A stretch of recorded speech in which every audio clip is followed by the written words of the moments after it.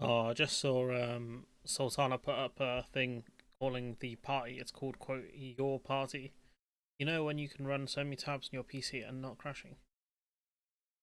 Why can I run so many tabs on my PC without crashing? I need to hear the punchline. But yeah, I'm just seeing it now on Twitter. It's like, what kind of name is your party for a political thing?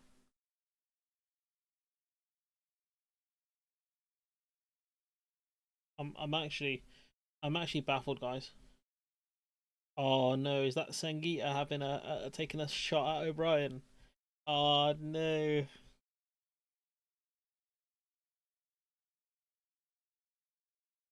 You love to see it to her after what they did to her, after what allegedly LBC did to her. Right, she has every right to be mad, especially after Lames O'Brien slandered her, especially after dude was talking about how some presenters don't get enough numbers and all this stuff, right? Fuck off, absolute dickhead. Um, so yeah, I'm glad she's got a little shot in at him. But yeah, it looks like she must have signed some sort of NDA. Um, because your settings you can turn RAM usage. Oh no, I've got like 32 or 28 gigs RAM. I can't remember which one I've got, but I've got loads. Like, trust me, I'm not even denting, guys. The raw potential that is my PC powered by AMD. That 40%. Nothing. This is nothing compared to the amount of tabs I can have open. You should have 32. I think I've got two 8 gig sticks. Nah, two 16s. God knows how much RAM I actually have. Let's have a look.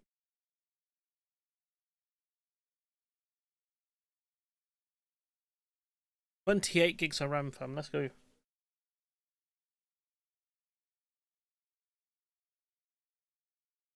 That beast.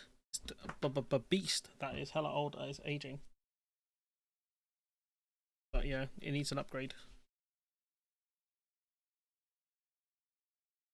Yeah, needs an upgrade, but it's still chugging. They're still cooking with this. What is the latest version of Windows? I don't want it. Don't keep that away from me, dog. I don't want Windows 11G. You can keep that. Leave me Windows 10. I have 4.8s, 32. I'm not sure. I think I've got a couple of 4 sticks. I think I've got 2 16s. I think I bought one 16 gig of RAM. My RAM situation is a bit of a mess. To be honest.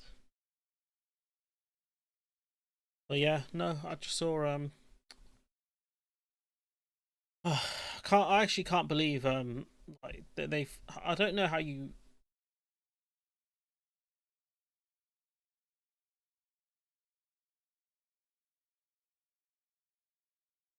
Oh no, they're gonna if they put it to a public vote, I'm actually gonna jump out of a window. I can't believe they're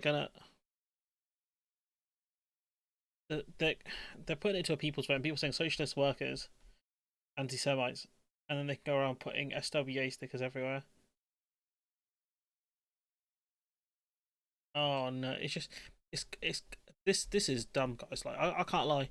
Whoever's in Sultana's team just need to go. She needs a new team like shambles. The UK signed a trade deal with India. It's great, isn't it? And no doubt India are going to be big winners from that.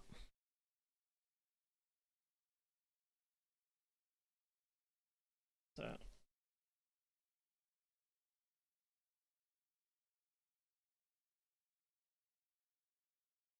stuff on the Epstein files, which is quite interesting.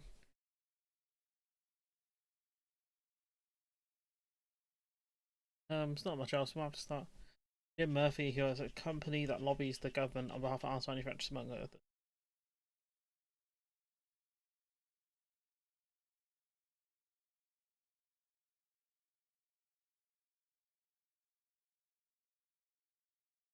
Uh,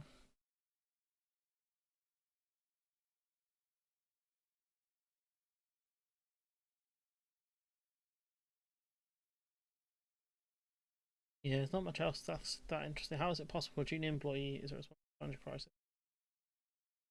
Oh yeah, some sort of thing about the reeking the rates way back then. Jeremy Corbyn and Sultana make a statement on new party. Not called your party, according to the co-founder. Like, honestly, the fact they couldn't even get the party's name out there is just crazy.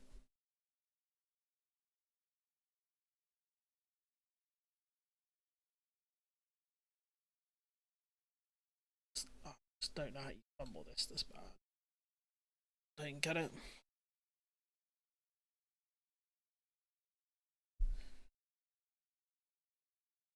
Alright, we might have to get started, guys. Larry Silverstone, the owner of the Twin Towers, was. Okay, nope.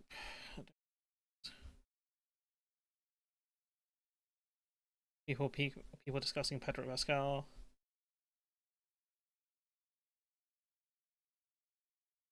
Yeah, let's get started then. Because there's not much that's going on the internet. Twitter's being so annoying. You click on something and then it just refreshes, so no point. Get all the paperwork done first. But yeah, alright, let's get started, guys. So, and pro-criminal.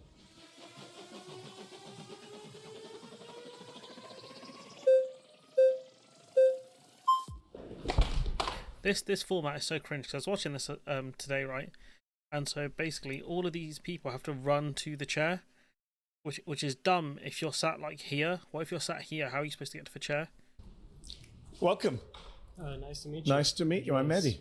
I would just like to ask, what makes someone pro-crime versus, anti-crime?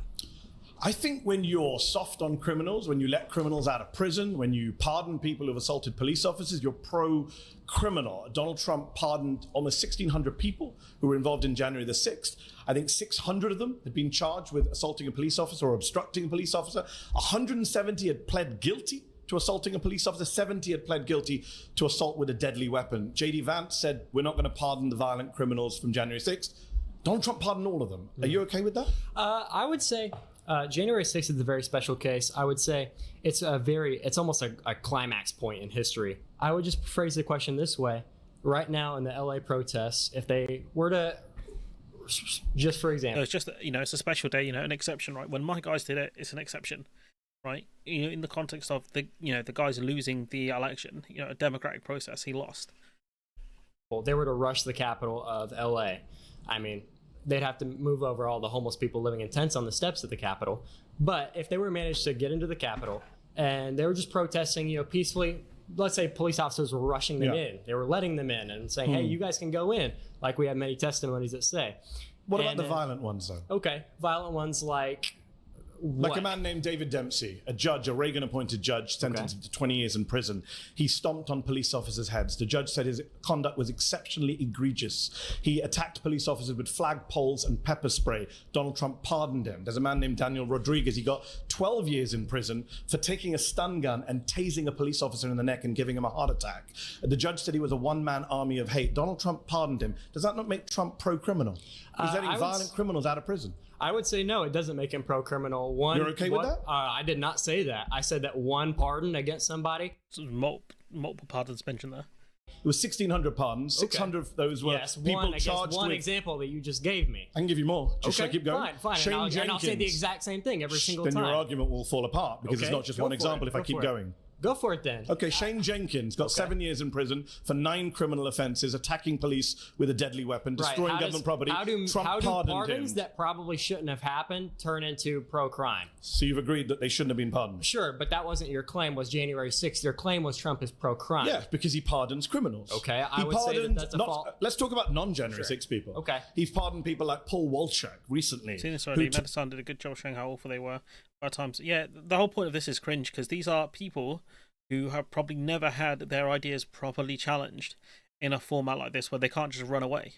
Took millions of dollars from his own employees, was sentenced to tax crimes, had to pay back $4 million.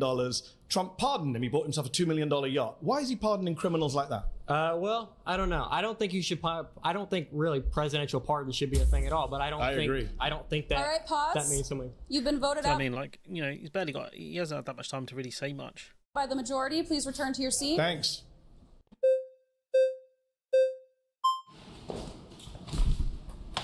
How's it going? Hey, how's it going? Medi. What is it? Medi. You're from northern UK, I guess? I'm from London, North London. Okay, fair enough. What's your ethnic background, if you don't mind asking? My parents are from India. Okay, perfect. Just getting premise here. First of all, I want to say the premise of Donald Trump being pro-crime. No. I want to concern myself with why you care about what's happening in the U.S., first and foremost. Secondly, I want to say this. Should people who live in the U.S. not care about... Let's not interrupt each other. Because I have this thing, people know I have this thing. I have to stay Yeah, he's the Incredible Hulk, guys. He's got to stay calm. Okay, so here's the thing. I am happy that he released J6. In fact, so much so that I was prepared to protest if he didn't. Okay. So when you say, are you okay that he's pro-crime? Sure, because you know what? We're changing the definition of what crime is, first and foremost. You don't think stomping on police officers' heads is a crime? I don't think it's no longer a relevant conversation anymore. You're really? arguing. No, it's not, because you know what? Okay, have you seen the U.S. in the last 4 or 5 years? Yes, I've BLM protests. Have you seen? Okay, I myself have been involved in these protests. I've seen egregious things that you couldn't even imagine. So did you tell the police? Did you contact police when you saw these egregious things happening and saying, look, did you film it at least? Would you just watch it happen? You're just like, oh, cool, crimes are happening, guys. Done to conservatives. It's not about that. It's about tribal warfare. Okay. That's where we're at in the U.S. I don't know where you're at in the UK. You're from India, so I don't really. I'm not from India. Oh, sorry, your parents are from India, yeah. So I'm an Yes, the level of condescension of asking a dumb question at the start and then not answering it. He's an Oxford grad. Like, come on. You have your own stakes. I'm an American, You're an American citizen? Yes. Okay, fair enough. I don't know how you got that, but fair enough. Here's the thing. Are you an American citizen?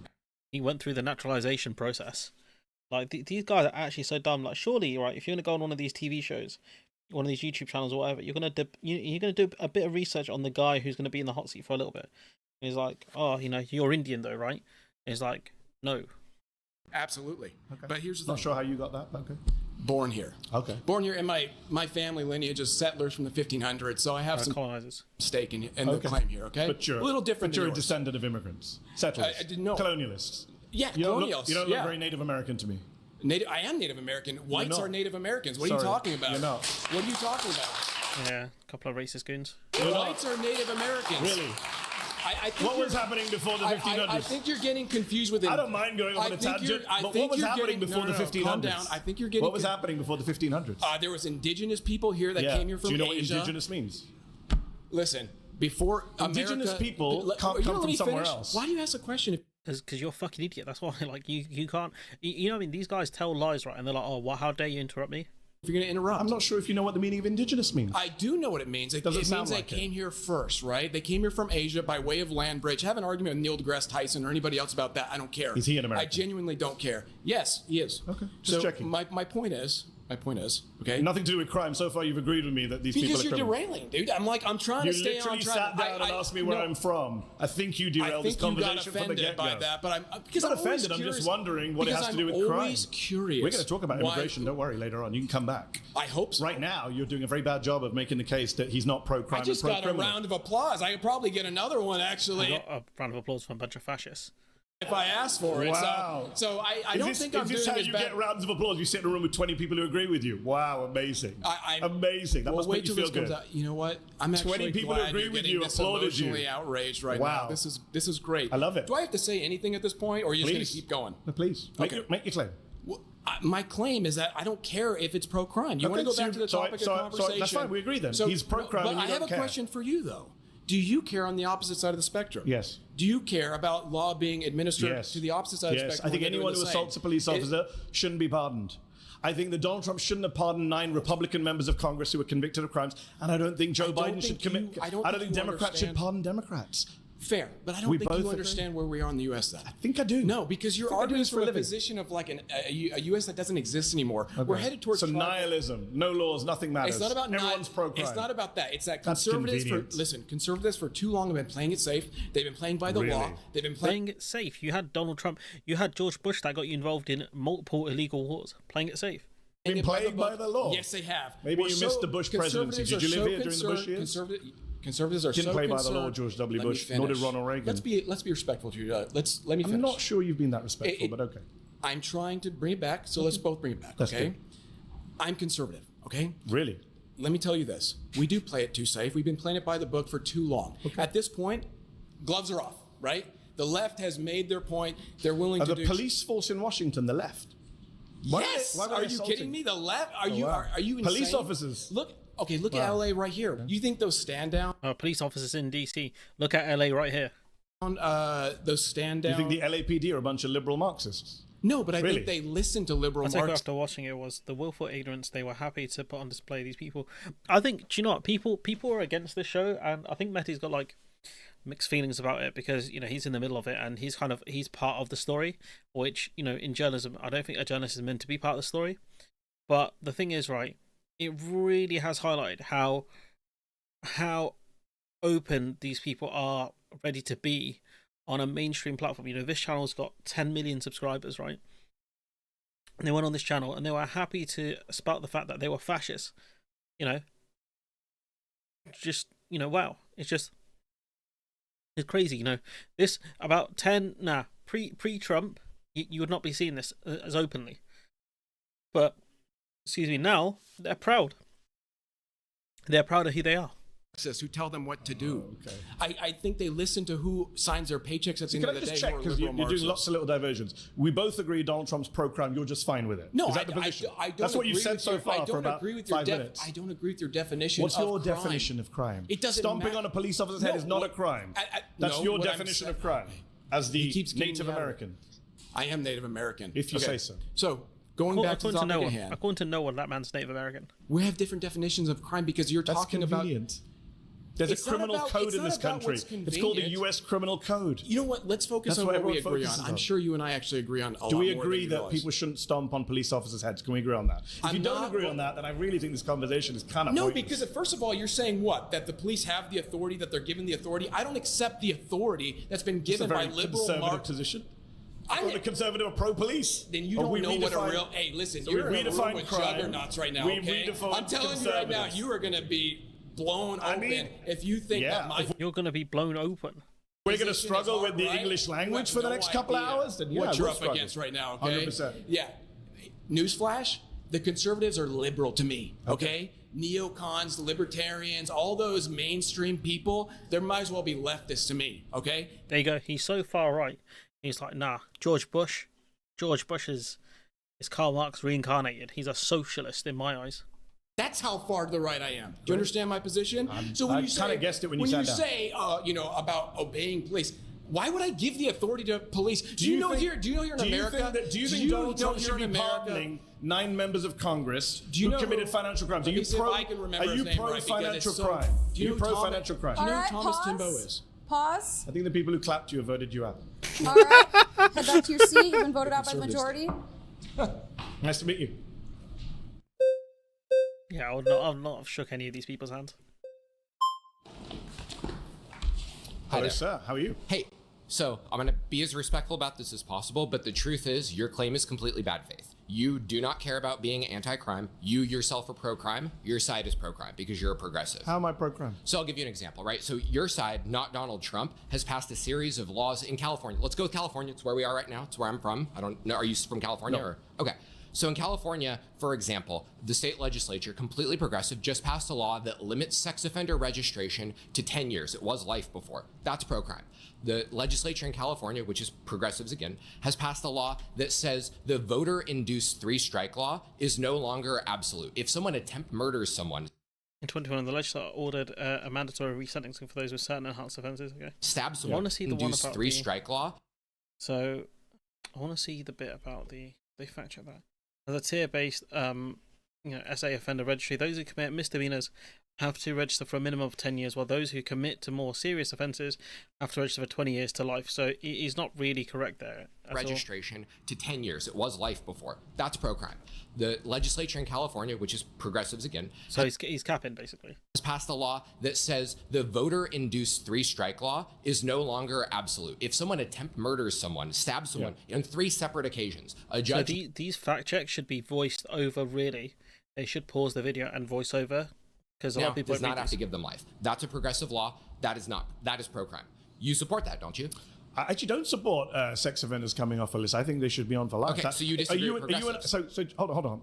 You and I both agree that sex offending is a bad thing, especially child sex offending, right? It seems like you and I agree on that. I The agree on that. legislature of California doesn't. So I'm not here to debate the legislature of California. I'm here to debate You're Donald progressive. Trump being pro-crime. But And you're I'm saying that Donald Trump was friends with Ghislaine Maxwell. When Ghislaine Maxwell, who's the worst child sex trafficker of our lifetime, she's serving over You 20 said- years. Do you know wait. Ghislaine Maxwell? Yeah, she's actually not. Jeffrey Epstein's the worst sex trafficker. He's dead. I'm talking about people who are alive right now. It's interesting though you didn't use his name, Well, right? Wouldn't he no, be the I'm- one who did this? Oh, great. I'm glad you brought up Okay. Jeffrey Epstein. Jeffrey Epstein, before he died, did an interview with Michael Wolff. He's on tape. I don't know if you heard the tape. He says, my closest friend was Donald Trump. I was his closest friend. Elon Musk, I'm not sure if you've heard of him, he tweeted recently that Donald Trump's name is in the Epstein files. And Ghislaine Maxwell, who was the right-hand woman of Jeffrey Epstein, when she was on trial for child sex offending, which you and I are opposed to, Donald Trump stood up and said, good luck to her, I wish her well. So yeah, that makes him pro-crime and pro-criminal if he's being soft on child sex Well, traffickers you just said they like were his Epstein. friends. He's No, clearly I'm saying he was something- friends. He was friends with Epstein. You haven't seen the videos? They danced Yeah. together, partied together. It's a Epstein guy- said I it's was a his guy he closest knows. friend. He's not Yeah, he said, Epstein likes him young. supported the pedophilia part. The only people supporting Actually, pedophilia that's are not the true. left. Trump gave a speech about 20 years ago where he said Epstein's a great guy. He loves young. Let's also not forget that Epstein was convicted back in about 2006 of these sorts of crimes. women, a lot of them are very young, nudge, nudge, wink, wink, laugh, laugh. So yeah, I think he's pro-crime and pro-criminal. So you think and he's pro-crime for having a friend who's do you have any friends who are criminals? Not that I know of. Certainly not child sex offenders. No, do you? If it came, no, of course not. Okay, so we're both in agreement again. If So it why are you came out defending tomorrow Donald that Trump? if it came out tomorrow that one of your friends was a child sex You know trafficker, what I'd do? you'd stop being friends with them. Yes. But, And I wouldn't say- and I then wouldn't- I'd go on TV and I would say, "Oh, look, Mr. Hassan was friends with this guy 10 years ago. Therefore, he's What if pro-child Mr. sex Hassan trafficking." said, I wish them well when they're on trial? Wouldn't you ever go at me for You that? wished your Wouldn't friend you well mad? on trial? Yeah, child sex trafficker. Would you be mad? I wouldn't wish someone well, but that's Donald your Trump gotcha. did. That's your gotcha. It's a pretty Is it big he said gotcha. He wished Yeah, a friend pretty well? big gotcha. Okay, He but praised see, the- he what praised you're the really woman trying for to do child right sex. now is you're What trying about to the get fact back to that he's- Donald what Trump about on the a fact personal that level. Elon Let's Musk talk says his policy. name is What's his policy? Oh, you want to talk policies? Yes. So when he left office in 2020, he left behind the highest murder rate for over 100 years. He left Between behind the highest murder. Yes. That is the most bad faith claim you No, could no, possibly make. it's a fact from the No, CDC and you know data. what? Here's why it's bad faith. Can I finish a sentence and then you can come back in? You're just lying to people. Donald I'm Trump. lying? Yeah, Can I but finish? Okay, cool. So, when this guy perceives lies, he's the right to interrupt anyone. The sentence. Donald Trump does not cause the Can murder I- rates. can I- Murder is a state level that's crime. hilarious. Gavin Conservatives Newsom is spent- more responsible for the murder rate than Donald Trump is. That's hilarious. So Donald Trump's not responsible for murder rate, but other politicians who are Democrats Yes, are. because it's Everyone a state can see level your law. partisan That's shit. like saying no. I'll say Republicans are too. Let's- State governors who are soft on crime are the ones that are Let me responsible finish for a murder sentence. rates. When Donald Trump left office in 2020, between 2019 and 2020, according to data from the CDC, from the FBI, from Pew Research, there's a 30% increase in the murder rate between 2019 and 2020. It was the single biggest jump in the murder rate since 1905. And who's so doing he's who's pro-crime doing the murdering? and Aren't they pro-criminal. responsible? Who's doing the murdering? The murderers. So aren't they responsible But why for the did it murder go rate? up on his watch? What? Why did it go up on his watch? Gee, He's that's very a real bad. hard. That's He's a real very bad hard at fighting crime. That's a for real hard one to Republicans. figure out, right? We shut down the whole economy during COVID. We told everyone they couldn't go out unless it was to violently protest. We told people that if a cop tries to arrest you, that cop's probably going to get charged with murder. No, I think the pandemic I had don't remember that happening at all. a lot to do with it. But Right, the so pandemic did he didn't cause finish that? in 2020. What? The pandemic didn't finish in No, but 2020. you asked why the murder rate and went yet, up. if we're The going to murder play the rate what went up about game, because of you all guys these blame Joe factors. Biden for crime for years. What Joe For Biden years. actively induces policies that are pro-crime. I'm asking So you does for Donald Trump. Okay. Name the policy I'll that's name one right pro-crime. now. I'll Please, name one right I've asked now. you for like 10 minutes. I'll name one Please right do now. that. No, you haven't actually. You talked What, about some of- California legislatures. He pardoned violent criminals who not- then went that's on not a policy. to commit He other did- crimes. You don't think releasing violent crimes into A the pardon's community? a one-time thing. What's his policy Do you know- he has pushed? Name a law he Hold has on, no. signed. A pardon What is a law has he one-time signed? thing. Is a policy is not one-time That's thing. like Jimmy Carter pardoned the You draft. guys Listen, may want to dodge January 6th, the pardons. I'm not dodging that. Then Jimmy deal with Carter, it. Did you agree okay, with I'm them? gonna right Do now. you agree with Jimmy them? Carter Do you pardoned agree with draft the pardons? dodgers. Does that mean his I policy was don't no one support has to... Jimmy Carter. Do you Okay. support? Do you support the pardoning of people who went on to be prosecuted for sexually abusing a 7-year-old child, illegal gun possession, reckless homicide? Now, see, These are people there's who more bad released. faith. See, These are there's more people bad who released faith. from He prison. didn't pardon someone for sexually abusing a No, but child. they went He on to be pardoned convicted someone of it. for So rebelling that's it. against the government that they believed No, had they- rigged elections. That's what he pardoned them for. He didn't pardon them for No. sexual child abuse. But they were criminals who committed those crimes. He let them out, so that means Now, the you crime say- rate now- goes up. These are people who are known criminals, who had criminal convictions in the past, and he let a load of them out, to continue to do crimes. So you say they're criminals because they did the crime, right? Yeah. Would you extend that to illegal immigrants, that they're all criminals because they committed a crime? I have a feeling your position the Supreme Court. We're going to talk about immigration. That someone who's illegally entered the United States, not a criminal, but not somebody who according to the illegally Supreme entered the Court. Capitol Not is. according to the Supreme Court of the United States. The Supreme Court has said that anyone who enters the United States The illegally Supreme is not a Court, criminal. and we What's can the case jump site? to Can I get future the case claims. site? Can I get the We case can site? jump The to thing is, 20 I don't think this guy's a kid. I'll be honest. Like, he definitely, if he's, I'll be honest, and I don't really talk about people's appearances that often, right? If this guy is in his early 20s or late teens, he's kind of cooked. You want to get the case? The case site, please. You want- said the Supreme Court The said, citation of the case. yes, that entering It's the United called- States illegally is not a crime. It's called Arizona versus United States 2012. Go look it up. Pause. You've been voted out by the majority. Please return to your seat. See you, Trump. Hey, how's it going? So, I mean, how did that guy in the back have any chance of getting this chair? Nice to meet you, Medi. Nice to meet you. Thank you for coming. I appreciate you. I really just more want to get an understanding. When you say pro-criminal, what do you mean? I mean that when confronted with people who've committed criminal acts, Donald Trump has been either soft on them, friendly with them, pardoned them, and of course, let's not forget, I mean, we've got 5 minutes left. I'm surprised it hasn't come up earlier. He's a convicted criminal himself sitting in the White House. Okay, I want to 34 make sure I felony understand offenses. you correctly, Yes. because I don't want to strawman you. No, You're saying I appreciate that. every time that he's been confronted, Not every time. I didn't say the words every time. Most times. A lot of the time. A lot of the times. Yes. He's leaned towards criminal activity. I didn't say criminal activity. He has committed crimes. Endorsed criminal. He's been indicted for Correct. 88 different criminal offenses in 4 different jurisdictions by 5 different grand juries. He was convicted himself on 34 different criminal offenses by a jury of his peers. But let's park that for a moment. Okay. separate to his own crimes, when Right. confronted with the crimes of others, or the alleged crimes of others, for example, a Chinese crypto billionaire called right. Justin Sun, who was being investigated for market manipulation, Trump dropped the case, invited him to the golf course, Right, I get invited it. him So to the White House, plenty of and examples, the guy plenty of invested examples. $70 million in Trump's Okay, cryptocurrency. so what I want to ask you That's this. pro-crime in my so view. is it possible, because remember, the burden of proof's on you, right? You have to prove. Is it possible that all these things that he's done that supposedly make him pro-crime, Yeah. is there's another reason for the doing it? There's other justification. For example, let me give an example, yeah, and then you can please. rebut it. The J6. Yes. Is it possible that he could have done this Yes. to unite the country, to move past, to go to a new chapter? If it's even possible, I think you would have to admit that there's another possibility. Therefore, he's not pro-crime. At least This is such a ridiculous argument. He's done this to wipe the slate clean effectively. That's what he's arguing. He's done this so the country can move forward. Like, no, that doesn't make any sense. All that does is enable those sorts of people to think we can get away with this again if our guy's in power, and therefore we should keep doing this. We should riot more so Trump can stay in power so he can get away with crimes. and possibility. So let me agree and disagree. Yep, okay. So I agree with you that the intent could be different. I don't think Donald Trump was sitting there saying, how can I increase the level of murders? Let me release some murderers. Right. I'm not saying he did that on January 6th. I don't think he was trying to unite the country. That's where we disagree. That's bullshit. In fact, he divided the country further. But intent doesn't really matter to my claim. If he's releasing violent criminals, Wait. it doesn't Intent matter. doesn't matter? No, he's pro-crime and pro-criminal. Well, no, but that's a big indictment to say pro-crime. That means If I'm he's confronted, for crime. I'm confronted. Well, he is, because, for example, I gave an No. example. It could Can I be finish? possible. I didn't Okay, sorry, interrupt you. forgive me. Yep. Your friend earlier, your ally, said, where has he done stuff that's increased the crime? I'm telling you, people have been pardoned who have been convicted on multiple other crimes. These people who we pardoned had previous criminal records. They were not just some folks chilling around and go, we're against the takeover of our country, we're opposed to rebellion. A lot of these people were already hardened criminals, militia members. He looked at those people and said, you know what? They've been convicted, in many cases, by Republican judges, but I'm going to let them out. Yeah, that makes Can I you ask you a question? pro-criminal. Is it possible? Very Okay, much so. all I'm trying to- And if Joe Biden had done it, you'd be attacking him. Sure. Is it possible that their conviction was part of a plea? It's like, oh shit, I can't get out of this, so I got to take a plea deal. Some of them, maybe. Others, lot of them, maybe? Others we saw with our own With a plea deal, generally they do come with some time in jail or some sort of punishment. A pardon is just an acceptance of guilt. That's it. Is on tape, Okay, battering so- police so officers. I wanna eventually- Did you watch live on January 6th? What happened? To be completely honest, I'm pretty novice on this. Okay. I'm more trying to target. You're saying he's pro-crime, and in my head, I'm just saying- thinking this logically. I've let me finish. just- If I can finish for 1 please. second. If thinking this, and there's a possibility that he might have had other reasons. For example, unifying the country. Yep. Next chapter, right? That could be the reason. Therefore, it's not pro-crime. There was other reasons. I'm just saying that's a possibility. And if that's And I'm saying it's a possibility, but I'm saying it's irrelevant, because if you're knowingly releasing violent criminals out into the community, pardoning, not just releasing, then yes, you are being pro-criminal. And I've interviewed police officers. I don't know about that. Probably some dude who's like conservative, probably like centre right by like US standards. Interviewed police He's been the most reasonable person so far, I think.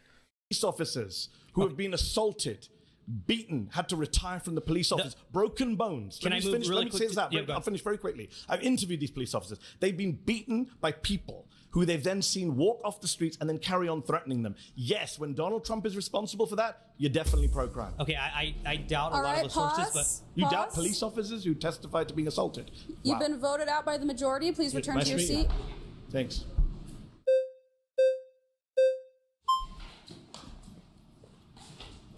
Hey, how's it going? Good. How are Nice you? to meet you, Medi.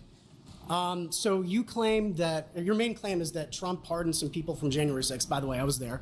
I saw it all firsthand. About a football field away. There's smoke in my eyes. Bloodied. It was a crazy day. Were you convicted of any crimes? No, of course not, because I didn't enter the building. Stay very peaceful. But your entire claim is that he That's not pardoned. my entire claim. Your bet's basically you keep bringing it up. All you do is bring it up. Okay, I'll mention Well, some other let me people. say this. Are you Let me okay say with this. his pardoning of Paul Walchak, who Let stole me money bring from this his up. employees? You keep talking or about 9 former pardoning. members of Congress. You That's keep my talking claim. about pardoning. He keeps pardoning criminals. That makes him. You know who else pro-criminal. pardoned a big criminal? Go on. Hunter Biden was pardoned by his Yeah, father. I don't think He he should've did done crack that. cocaine, He should've done and that. he had hookers there too. Yeah, arguably, what Hunter Biden did is not as bad as what the Jan 6 guys did. I'll die on that hill.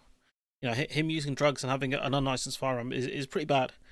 But you know, he didn't. You know, I don't think he harmed anyone. With you all.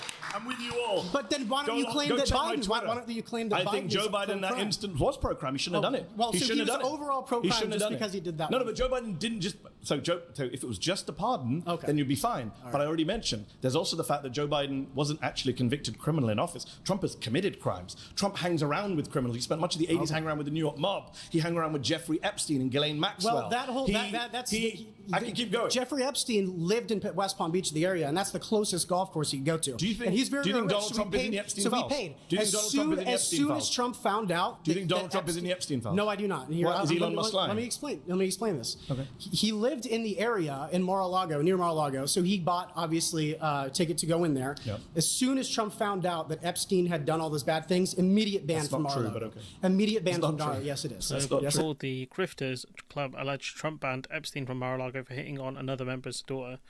I mean, it is 100%. In fact, Ghislaine Maxwell recruited some of the girls that were abused from Mar-a-Lago.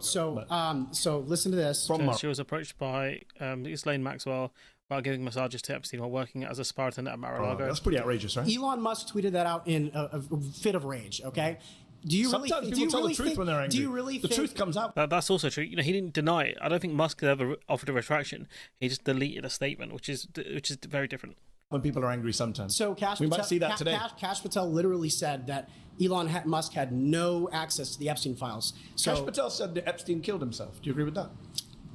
Whatever he says goes. Then yeah, I don't care. You do? So he's very good at trapping these people because these guys are idiots. That's why because their team's on a complete bunch of frauds. Why is this the most stupid platform for essential converse? Why? I don't know. But I appreciate the fact that he's trapped him in saying what Kash Patel is the canon timeline effectively. He knows more information than I do. A lot of MAGA people are upset. He knows more information than I do. But here's the actual claim. Suddenly people are trying to vote you out because you said you agree with Kash Patel on Epstein. He knows more information than I do. Pause. That's time. Please return to your seat. Good to meet you. Yeah. Take care. Surrounded is now a podcast. So we're gonna availing skip this guy right here is absolute insanity. In regards to the Constitution is a document that should seek to serve us. Yes. And when it fails to seek to serve us, that can be amended. Laws can be changed. And quite frankly, the fact is, we're defending things in this country that shouldn't be defended. The First Amendment should not defend pornography and making children and women be victimized. Making women and children be victimized as a result of that. I think things like blasphemy shouldn't be allowed per the First Amendment. I think that, quite frankly, there are a lot of legal processes that are enabling criminals and bad people to fully enact their will in this country in the name of the Constitution or following the Constitution. So, quite frankly, if Trump is anti-Constitution, good, and I think he should go further. So this is wonderfully revealing of the modern conservative mindset. So I appreciate you spelling it out so openly. Just checking, do you support the Second Amendment? I do. Okay, surprise! I was shocked to hear that. I'm saying that Donald Trump is defying the First Amendment, the Fourth Amendment, the Fifth Amendment, the 14th Amendment. He's thinking of defying the 12th and 22nd Amendments. You're saying you don't care about the Constitution, but actually you do because you quite like the Second Amendment. You just don't like the bits that you disagree with. Can I just be clear on that? I mean, this guy got fired from his job apparently as well, but then raised 13 grand on GoFundMe. So this guy's a complete fraud. Absolutely. Okay. I'm more than willing to amend it and include Whenever the it's in Second your Amendment. favor. Yeah, Okay, absolutely. so can Democrats do the same when they're in office? No, absolutely not. Because So, when my team do it, my team versus the enemy team. When my team do it, it's fine. When your team do it, no. You don't it's the believe in friend enemy. democracy? No, I don't. Absolutely not. What do you believe in? Autocracy. By who? Honestly, quite frankly, anyone who is in line with Catholic teaching. Donald Trump is not Catholic. Of course, he's not. I completely agree, and that's part of the problem. You don't support Trump? No, I don't. I didn't even vote for him. I wrote in like John Pork or someone. I can't did even you- remember. Why did you vote if you don't believe in democracy and you want autocracy? Well, because quite frankly, I voted. This is I fascinating. kind of voted just to. I came with this troll a argument, little but I'm bit, bored of my own argument. I'm much more interested in this. So Yeah, absolutely. How do we get to an autocracy? I think, quite frankly, that if we are able to enact local Who leaders, is the we, or- by the way? I think, quite frankly, these far right conservatives sitting right around White me. people? Yeah, No brown absolutely. people? So, Well, some actually, of you guys, I have quite. some of the people I in this have room quite- don't make the cut from what I can see visually. Actually, Okay. hold on for a moment. I do think that there are people who happen to not be white who do actually have history in this country and have roots in this country. For instance, from the Mexican-American War, we subsumed a lot of territory of people who have far stakes in this country who happen to be Hispanic or what have you. Okay. I'm for defending the traditional demographics of this country, which is majority white, and should stay that How way. does the United States... I mean, we've gone so off topic, but how does the United States look like under you? Sorry, what's your name? My name is, my name's Connor. It's a pleasure to meet you. Took a little bit of a doubt there. Oh, to say well, your name. I use Connor, a pseudonym online, fair enough, but Connor, fair enough. How would Connor's America look? What would it look like? Well, quite frankly, I think we would deport people who shouldn't be here. No, I didn't ask about whether- deporting. What does the government look like? What does the government look like? Yeah. I would say, quite frankly, it's under a sort of benevolent leader, such as Where does he come Franco. from? It could be a kind of aristocratic class. Could be someone No, but who picks the autocrat? frankly, the people. I mean, we could hold a vote on it. Kings So were isn't paid. that democracy? So we hold a vote, and then once the vote is done, he's our king forever. Well, sure. You can have a vote to get to that stage. And then no more votes afterwards. Absolutely. That's the one danger. That's one of the major dangers of democracy, to be honest. Excuse me, sorry, I'm just yawning. That's one of the major dangers of democracy, where you let in a party that will promise to destroy the system, and you have to let them in, because otherwise it's undemocratic for the most part. Like, it's a tough one. Wow. 100%. Wow. And if that autocrat kills you and your family, you're fine with that? Well, I'm not going to be a part of the group that he kills, because How do you that's the know? whole thing. How do you know? Carl Schmitt Autocrats tend to Carl kill Ma- everyone, Carl even their own Schmitt makes supporters. this point very You know, the thing is, like a guy like Putin, he's killed off oligarchs and stuff like that. He's killed the people that effectively funded his lifestyle for a long time. well in his work. It's the friend-enemy distinction, right? You Carl liberals, Schmitt, the Nazi yeah, theoretician. absolutely. I don't care. Are you a Who fan of ca- the Nazis? I don't. I frankly don't care being called. Thank you for posting this explanation of the situation. No worries, mate. It's fine. I like Medi Hassan. There's only one or two things that I've had issues with him over the years, really, of some of the stuff he said. And I appreciate the super chat, Mr. E. But I just add context to what's going on, because do you know what, right? This is, and I've seen a lot of people say it, right? This is basically 1930s. This is the stuff you would see where people openly promoting things like fascism. This is like, for me personally, this is you see the the racist underbelly of America, I guess. This is what you see. This is the major problem. Like, these people are openly being fascists, and so there are more people like this among us. It's literally a game of Among Us. Like, these people live amongst us and pretend to be nice in society. This is where they've been given a forum to spout their ideals off in a room full, an echo chamber, effectively. The only one pushing back is Medi. The rest of them are just enabling them, by applauding them. And this is what they want. They want people to accept them. I reckon this guy comes from an Irish Catholic background in the US. I think you might be right, I think you might be right. I can see. Casper Northerner, member 15 months. Thank you, Casper. The Nazi. I didn't say that. I Doesn't didn't actually matter to say me. that. I said, are you a fan of the Nazis? Well, they persecuted the church a little bit. I'm not a fan of that. But What about the persecution of the Jews? Well, I mean, I certainly don't support anyone's human dignity being assaulted. I'm a Catholic, But And you so- don't condemn Do you know Nazi... what? Yeah, Roshan, you got half of that right. I wonder. I don't think he confirms the Irish bit, but yeah. persecution of the Jews. I think that there was a little bit of persecution. We and stuff may like A that. little bit genocide, a little bit of persecution, like genocide. To which is rename bad, this show, but- because you're a little bit more than a far-right Republican. Hey, what can I say? I think you could say, I'm a fascist. Look how proud of this he is. Yeah, I am. Look who's applauding. You got one guy in green, Mr. Pink shirt here. I think that might be. Absolutely. I'm just Pink checking shirt who's here, clapping, just to get my set of where everyone Because is on this. Because if you're applying for a job and you're here, oof.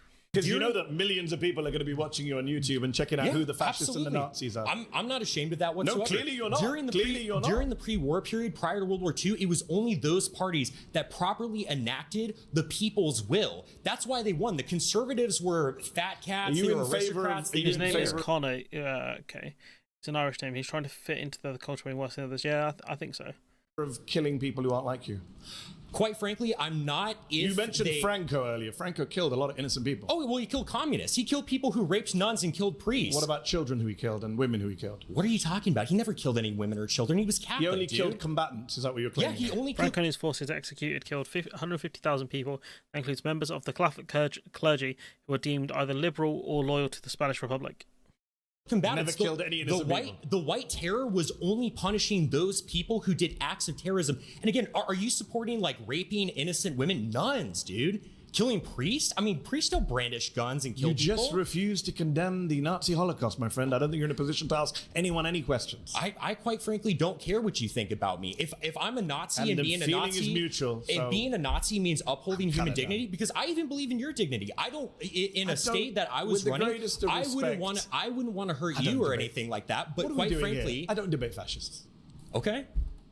So do you concede then? I mean, why Do I concede you're a fascist who won't condemn the Nazis? Yeah. Yes, I can It's just too easy for him. Get this brother a challenge. It's just too easy.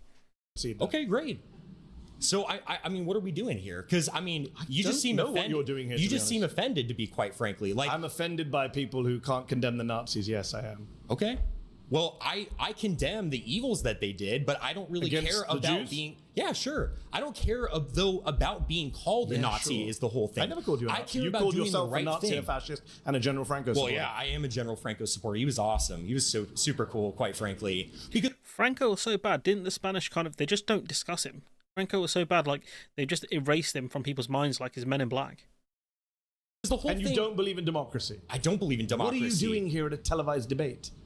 This is democracy. Don't want to debate and disagreement. Because it is the means to support an end. The reason we have free speech now is because we want to be openly talking about our opinions so we can get the state that we want. But it doesn't mean upholding. Yeah, it's basically what Hitler did. Hitler ran in, Democratic Weimar Republic in order to destroy Democratic Weimar Republic, and he succeeded. He managed to do it. He destroyed the Weimar Republic.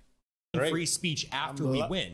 Again, I mentioned the only good thing about this fascist moment we're in is that you guys are so open about it. The It's whole great. reason Say I the mentioned quiet part loud. the Keep saying whole it. reason I mentioned Carl Schmitt earlier, and you kind of blew past him, is the friend-enemy distinction. past him because of the Nazi even point. liberals, when they take power, they want to enact policies and they want to enact protections for their people and That's their not ideas. true either. Liberals, right? This guy is unemployed. Okay, from what I've read, I don't know if he's found a job, right? Liberals want him to have unemployment support. This guy's a fascist, but no one would strip him of that, like of him getting unemployment support or the dole, effectively, job seekers allowance or whatever it is in America, right? Liberals want to help not their people. I can't speak for liberals actually because I'm not that. I wouldn't class myself as a liberal, but want to help people who are disenfranchised in society who aren't doing that well. This guy's a baboon. Irish people went and fought in both sides of the Civil War, like others did. Yeah. And they're willing to punish their enemy. And so I'm the same way. I'm like, hey, if you're going to punish me, I'm going to get in power and I'm going to Yeah, no, you guys start the fights generally. You don't end them. punish you when you try to leverage power against me. Just that simple. I'm not sure what Do you they think that guy won? Hey, it is what it is. All right. Pause. You've been voted out by the majority. Please Bless the bright Lord for that one. return to your seat. It's a pleasure to meet you, sir. I can't say the same, but thank you.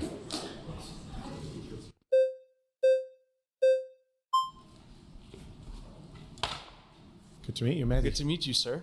All right. So I kind of want to start at the basics or the foundation. I want to see. Can I just check? Yes. Are you a fascist? No. Okay. I don't. I describe myself as, I think, just a Christian. Fair enough. I'm a devout Christian. Good to hear. So, I want to start. Like, what is your connection to the Constitution, and why do you love it so much? Like, what makes it so important that Trump would defy something like the Constitution to you personally? Great questions. My first connection is I I'm an blame American the citizen. parents. I blame the education system. I blame society, to be honest. Like, in a country where information is readily accessible, right, to become like these people are, it's a failure. It's a failure of society, really. I naturalized American citizen, took a pledge to this country, to the Constitution. As a previous speaker has said, Constitution's not perfect. A lot of things I don't like about it. I don't like the Second Amendment. There's various amendments. I don't like the way the Senate is set up. I'm sure there's things you don't like about the Constitution.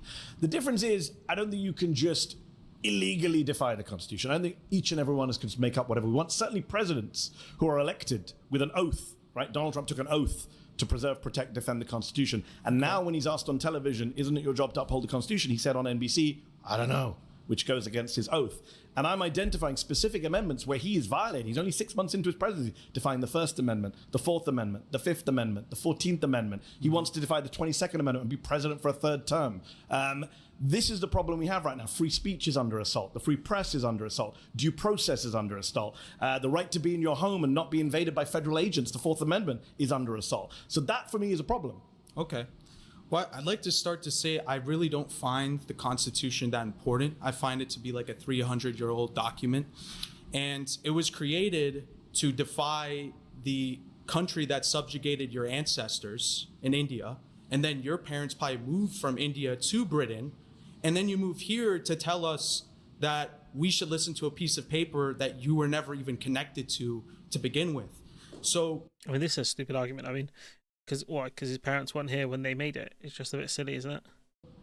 I want to say, like, if I don't care about it, why do you care about it so much? How do you run a country without any kind of laws or due process? And by the way, you do care about it, because without the First Amendment, you wouldn't be sitting here. Well, I agree with the First Amendment, and I think. So do you agree with Donald Trump's crackdown on the First Amendment? He's imprisoning people for their speech. He's threatening free speech media organizations. He's threatening peaceable assembly. These are all rights under the First Amendment. Why aren't you bothered by that as a conservative who claims to love the First Amendment? So I don't like the First Amendment. I like free speech. Okay, so, the First Amendment is what guarantees free speech. I'm from the UK, by the way. I'm from the UK, which is a democracy. We don't have the First Amendment. No, that's one of the things I do like about the Constitution. I wish the UK did have a First Amendment. So people I'm a journalist. Arrested for praying outside abortion clinics and stuff like that, right? So you're opposed to people being arrested for speech crimes, I assume. Well, it depends what it is. If it's like the people... so you're like one of the previous speakers. You don't, as long as it's someone who agrees with you, you don't mind the crackdown. No, I support... Either we consistently support principles or we don't. I support free speech 100%. Okay. I don't think anyone... So do you think Donald Trump is defying the Constitution by cracking down on the First Amendment? So I think he's cracking down on free speech, like the deportation of Mahmoud Khalil, who was just released from prison by a judge saying his First Amendment rights were violated. And I agree with the judge, and I disagree with Trump deporting them. But I think that's more a matter of free speech and not the Constitution. I think that's pedantry at this moment. I think you've conceded that he is cracking down on free speech, which is the First Amendment. So he is defying the Constitution. So it's a pleasure to be in agreement with you, sir. All right, pause. You've been voted out by the majority. Please return to your seat. Thank you very much. Yeah, this guy's probably one of the more reasonable ones. But again, he's just trying to say, why do you care about the Constitution? Well, it doesn't. His arguments make no real sense when you need something to be the backbone of your country.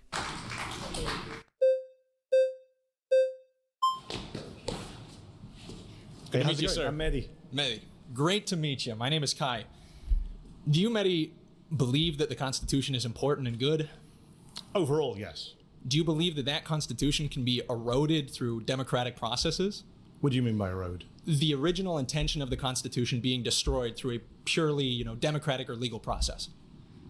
I'm not sure I agree with that. Okay. I think if you're democratically amending the Constitution per the rules of the Constitution, that's fine. If we could find a constitutional way to get rid of the Second Amendment, I'd be pro that. So let's pose a hypothetical wherein the entire population of the United States has drastically changed. Yes. And the population now has completely different intentions about what to do with the country. Let's say it wants to give it all back to Mexico, dismantling the United States of America. If that's the case, then what's the use of the Constitution? It hasn't defended the country. In fact, it's allowed for its destruction. I don't understand the premise. How did the whole country change? Demographic replacement, mass migration. I mean, we're seeing a change in demographics, and there's what is the? I do want to talk about immigration today. I hope we talk about it. Everyone's itching in this group to get to immigration. Yes, sir. I've saved it. I've saved it for you all. But given we're on the sense of the Constitution, and you asked the question, what is the proportion of immigrants in this country? What proportion of the population is foreign-born? It's very difficult to measure because the actual projections of the number have been changing more rapidly. But what is currently?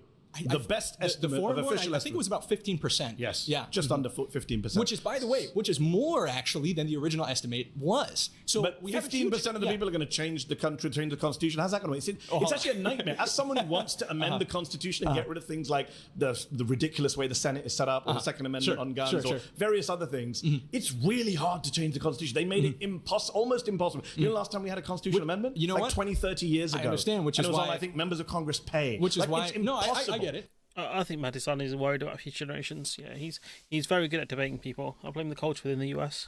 never facing the settler colonial history. A lot of these people don't understand. Like they are the offspring of colonialists. That's what they don't get. Like they think like they were, that they were either they're Native Americans even though they're white, or they just don't understand like that they stole the land. I think he'll be able to stay in the US. Yeah. So where are you getting this scenario? You might have to be a bit careful about where he lives. Where 350 odd million people all become foreign-born migrants or the children of migrants, immediate migrants, even though America is a nation of migrants. Yeah. And then abandons the Constitution and gives the country back to Mexico.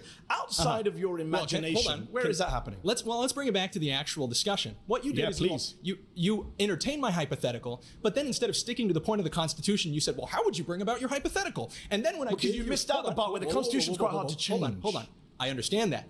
I gave you. I also wanted to get a sense of where you are, and you're a great replacement guy. So that's fine. Okay, yeah, and you're a real good journalist because you don't talk to people who identify as like a political ideology. I mean, that's a very liberal idea. I don't debate fascists. I'll talk to them, but I won't debate them. Frankly, that's upsetting. I think there's a big problem when we value freedom of speech so much, but any real journalist is not going to talk to somebody because they identify with the politically incorrect ideology. Just talk to the guy in front of you. What are you talking about? You literally stopped talking to him, and then everybody had to vote him out. Debating versus talking is very different. Okay. It's pointless, right? Okay, he doesn't believe in free speech. Okay. He doesn't believe in democracy. He was freely speaking with you. You're the one who shut up. No, he said very clearly. Okay, he said, I support free speech so that I can get one election. After one election, my guy comes in. And after my guy comes in, nobody gets to speak or vote again. We all listen to your Why would I conversation. debate that? We listen to your conversation. Let's I'm bring reminding it you back what to it was this said topic. because you just Let's bring it back to the misrepresented. Constitution. Please do. First, Fourth, Fifth, 14th Amendments. Those are the ones I'm saying Trump is defying. Do you support that or do you deny them?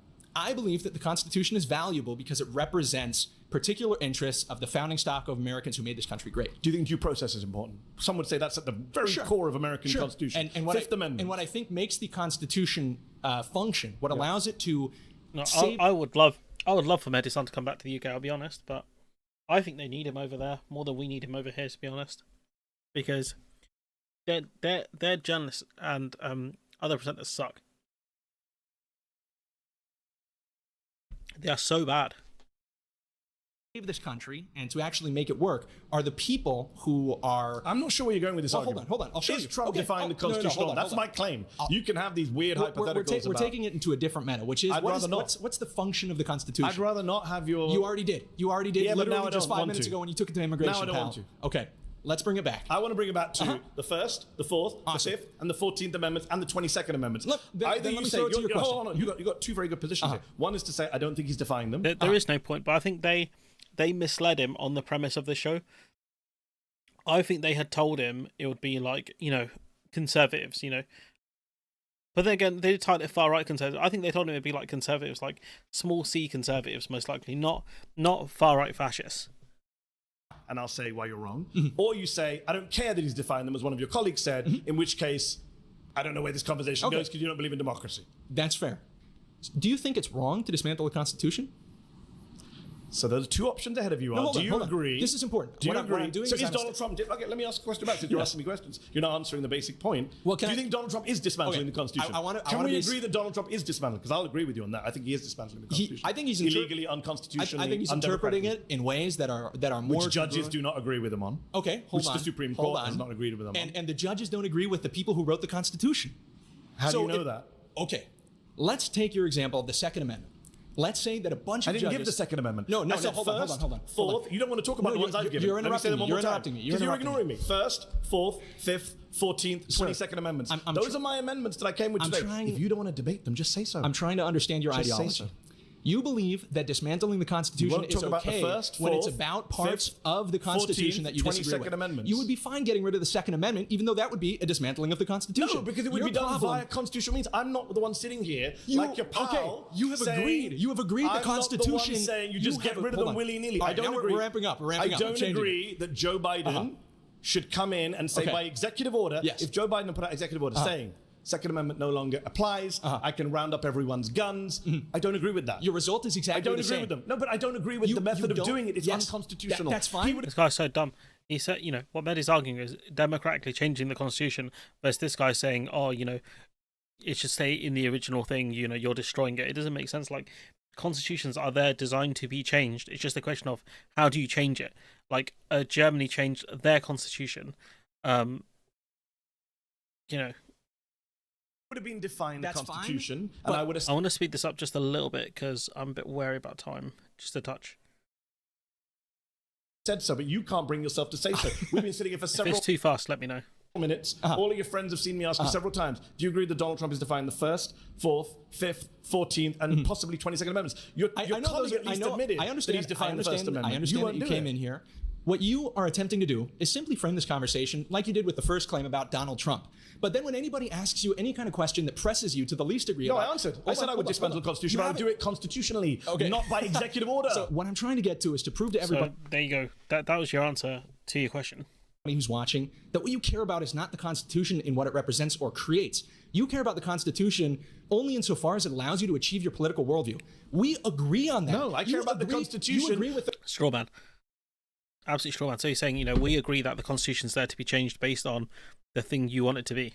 Because I don't think presidents should be fascist dictators and violate the Constitution. That's what I'm saying. You care. And he is different. I don't think the president should have the power to lock you and me up if we write an op-ed that he doesn't like. That's I awesome. don't I agree. think the president should be able to crack down on us if you and I decide to go protest outside his parade. I agree with you. don't think the president... What's great is that they can see this dude getting bodied, right? Getting absolutely G-checked. And they're like, do you know what? Yeah, let me in there. I can do better, coach. They can see this guy getting dismantled right in front of them and they think they can do a better job. should be able to deprive you and I of due process or come into our homes without a warrant. And I think, well, let's end on an agreement then. All right, pause. You've been voted out. I'm glad It's we good end to on meet you. agreement. It's good to meet you, Kai.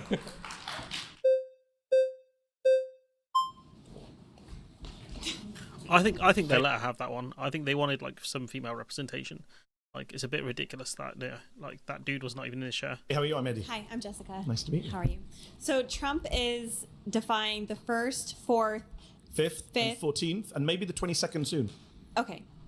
So I want to focus on the 1st Okay. and the 5th. Okay. So you say that Trump is defying the First Amendment. Can you give me an example?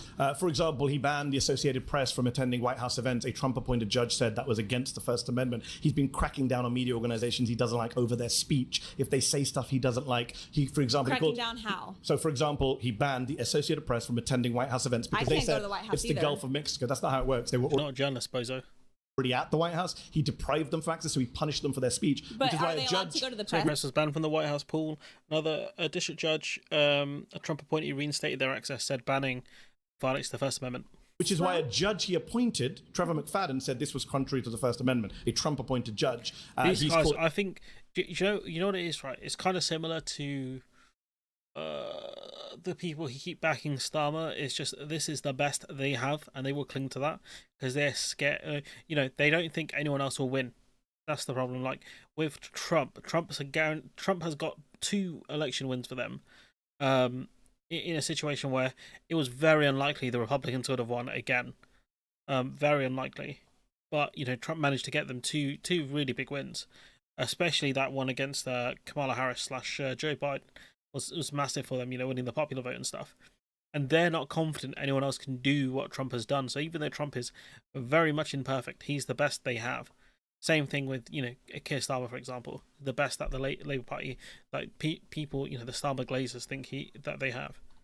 MSNBC and CNN illegal. Media organizations are not ipso facto But that's free speech. illegal. He can call them whatever they want. Attacking the media? Yeah, he can by the attack president as the executive? Yeah, he can And- say whatever he wants. That's literally the First Amendment. He can say whatever he wants. Absolutely. But the media can't say what they want. They do. But he's going after them. He's suing them. He's using lawsuits to crack down on the press. They Presidents used have not done that lawsuits to before. give him 34 felonies that Hillary Clinton did. They didn't give him lawsuits to do that. The media gave him a lawsuit. No, but people We're on the talking about Democratic media. side. We don't talk about the Democrats. Okay. So he can call them whatever he wants because that's the freedom of speech. He's he can even threatened to discourage- imprison reporters. He absolutely. He wants to imprison. He said reporters should go to prison for reporting. He threatened some of them with prison rape. Right? That is against the First Amendment. Okay. How is that against the First Amendment? You don't think sending reporters to prison for Is he reporting that he sending doesn't them? like? Did he do that? He wanted to. He said so. Okay, I would like them to go. I would really like to. So fly. other people stopped him doesn't mean he's not defying the Constitution. So he can also want, said if you turn up, excuse he- me, please. he can want to do something. Yes. That doesn't mean he will or he can. Okay. And I think he's very. Well, I've already aware given an of example of something he did. I think the point to stress is like these are real people who live among us. Again, like these are people you might meet outside in the street, for example. These people are crazy. do to the Associated Press. Okay. Yeah, okay, so the Associated Press isn't allowed in the Oval Office, which is his office, that's his executive space. Okay. And they are allowed in the press room, just like CNN, just like The Guardian. Which he thinks are illegal media organizations. He can think whatever he calls wants. the media the enemies of the people. You called him a fascist. Yeah. You can say whatever you want. Yes. Yes. But the president is. I'm not the president of the United States with the executive power to crack down on the media. The First Amendment only applies to the citizens, but not the president. I never of the said that. United States. In fact, Donald Trump runs his mouth more than anyone. This is also the guy who's suing the Wall Street Journal as well over, them putting stories about him and Epstein. Absolutely, he does. And he doesn't just say stuff. As I said, he actually does stuff. He actually does crack down. For example, you Fifth Amendment. Yes. Due process. Yes. Judges have actually said you have violated due process. Yes, except for people kind of forget the Clinton, the 1996 Immigration Reform Act, where you can get limited due process when you have expedited. American citizens? No. What about American citizens? Who's getting deported? That's American. 2 American children have been deported multiple this year. No. Their parents have been deported, and their parents saying, no, the "I'm father going was to take American. my baby." No. Was mom legal? We don't know because they didn't go to court, and the judge. They by don't the way, have to go to court. Yes, they do have to go to court. They have to go to court to prove such a person is an illegal migrant. Yes, they absolutely do have to go to court. Part of the due process. Are you a lawyer? I'm very aware of it. Are you a lawyer? Do I have to be? Oh, we're making an argument. Are you a lawyer? It's a simple question. No. Are you a lawyer? Okay, we're making. So it's called like a appeal to authority or something like that. I think that's the fallacy she's trying to say. Let me see if I can find it. Appeal to authority. So this is the fallacy. A fallacy that occurs when someone uses the opinion of an authority figure to support. No, that's not even the argument she's making here.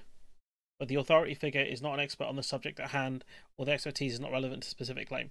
So, let's see, I'd imagine this is the thing she's trying to claim, but she doesn't actually have the skill to make the argument.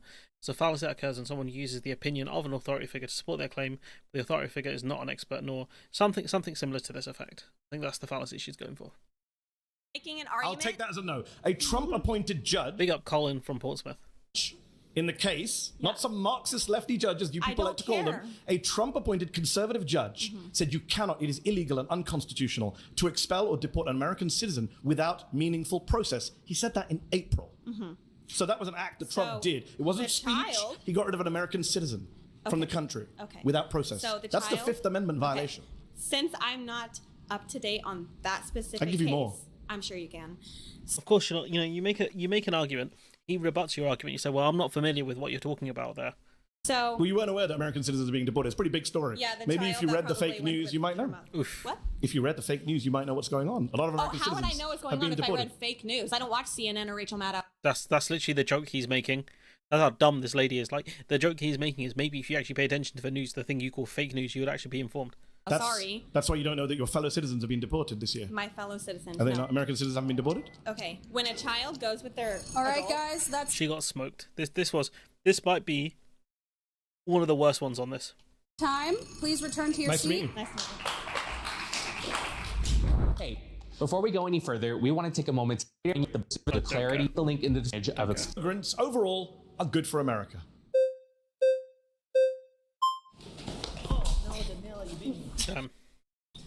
Hi, how are you? Hello, nice to meet you, Medi. Daniela. So, in regards to your claim, I just want to start by asking this: do you care more about helping Americans or immigrants in this claim? Immigrants are Americans. I'm an immigrant and an American. Well, immigrants are not Americans. Americans are the people that were born here. That's not true. Where'd you get? What's the basis of your claim for Are you that? talking about people that get naturalized in the process of becoming American? 14th Amendment. Have you read it? Okay, yes, I have. Citizenship clause. It so says any persons born or naturalized in the United States are citizens of the United States. I'm aware of that. There's about 40 to 50 million naturalized Americans aware in of this that. country. Yes, but You didn't seem aware of it because you said Americans versus immigrants. So, but are you understanding that the process of getting all these immigrants that come in here we've been also the millions of immigrants, it's up to the millions, it's the last 20 years now, and it has dramatically affected Americans here in the country, which Positively, I would argue. People like me and everyone around here, we cannot find homes or even get jobs within our own fields that we go to college for. So it's one of the main problems, like in across the Western world, like there's a massive lack of housing, and it does cause a lot of problems. It's very easy for far right goons to pick up and say the reason you can't get a house is because of immigrants. You can't get jobs in your field. What field did you graduate in? What did you study exactly? That we get into debt for, and because that's also an argument against the student loan system in America as well. Then she just made that.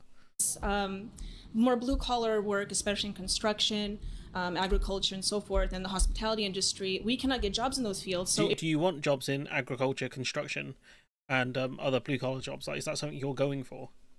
Are you looking for a job in construction? I am or not. agriculture? No. Okay. I went to college. Okay. Many people here are in college or went to college, but we can't even find Went to college for what though? jobs in our fields. Also because of the H-1B visa program as well. But in regards to just your claim about That's Trump pushing that because Elon Musk wanted that to get cheaper workers in. That's why. Immigrants specifically, we cannot even get jobs to pay for housing. Unemployment is at a record low right now, even under Donald Trump. And I'm not a Donald Trump fan, but I would say unemployment under both Biden and Trump has been at record low levels. Okay, is this in regards for American citizens? Yes. Yes. Okay. Well, I'm unaware of that statistic, but from what I see, just play ignorance. Like, I didn't know that was a thing. Immigrant and an American, and I employ many American citizens, both naturalized and the ones born here. And I employ Americans. My parents came Americans as defined by you. My parents came as immigrants and became naturalized, so I'm not necessarily opposed to immigrants. So you're the child of immigrants. Correct. I'm a child of immigrants. I was born But you don't here. accept that immigrants are Americans. Not at this moment. So your parents are not Americans. Not at this moment. So hold no, on, your parents are they're not Americans. citizens. They became naturalized. You just said you can't be citizens by being naturalized. No, I was born here, and I'm not Yeah, opposed you're born to here, right? naturalization. I But never are your said that I'm parents- against naturalization. Are you against naturalization? No, I never said I was against You did. naturalization. You began. Everyone was here. They can play it back on YouTube. You said Americans or immigrants. Are your parents Americans or immigrants? No, my parents are Oh my God, she's taking a worse beating than the last one. United States citizens. But they're immigrants, you said. No, they came here as immigrants. However, but So they I want are to make the immigrants. claim that we cannot I came here as an immigrant. I'm an immigrant. But at this point, when they came, the I United think that States people aren't happy economy, with the way this is going for you. the United States economy was not at. It's better now. The American economy is better than it's been for many years. And I can say that as somebody who doesn't like Donald Trump. We're Which giving statistics are you millions seeing? and billions of dollars Which to statistics people are you seeing? of minorities as well as The reason the economy is doing badly now is because Donald Trump's tariff policy. Nothing to do with migrants. In fact, the they congressional. can't even start businesses. I'm an immigrant. I started a business. In No, fact, I understand because the SBA immigrants is giving people immigrants- billions I of didn't loans. take any They're loans giving from them SBA. billions. The government is giving minorities billions in loans. I didn't take any loans. I'm not from saying you SBA. did, but I'm Okay, saying well, that I did. statistically speaking, they're giving billions of So loans should we do to these people. statistics? According to statistics, immigrants are 80% more likely to be entrepreneurs than native-born Americans. Sure, They're more likely absolutely. to start No, businesses I'm aware of and that. hire Americans. No, I'm aware right? of that. Immigrants But are we more also- likely to pay in taxes than Yeah. take out in benefits. And They're more likely to add to innovation and jobs and wages. This is what the statistics... The problem with this format is they're not giving her enough time to actually make her argument. It's probably a really bad argument. I would want to actually hear what she has to say in terms of how stupid is the point she's going to make. Statistics show the Congressional Budget Office. understand how Let you me just finish my understand point and then let you come back Okay, in. go The ahead. Congressional Budget Office, which is bipartisan, Republicans and Democrats both use it. They have said that the immigration surge that you mentioned will lead to an extra $9 trillion of GDP over the next 10 years. That amounts to $65,000 per American household. That's $65,000 for each and every one of you holding up a red flag. Okay, I All understand right, that, but pause. You've been voted out by the majority. Please return to your Nice seat. to meet you. nice to meet you. Thank you.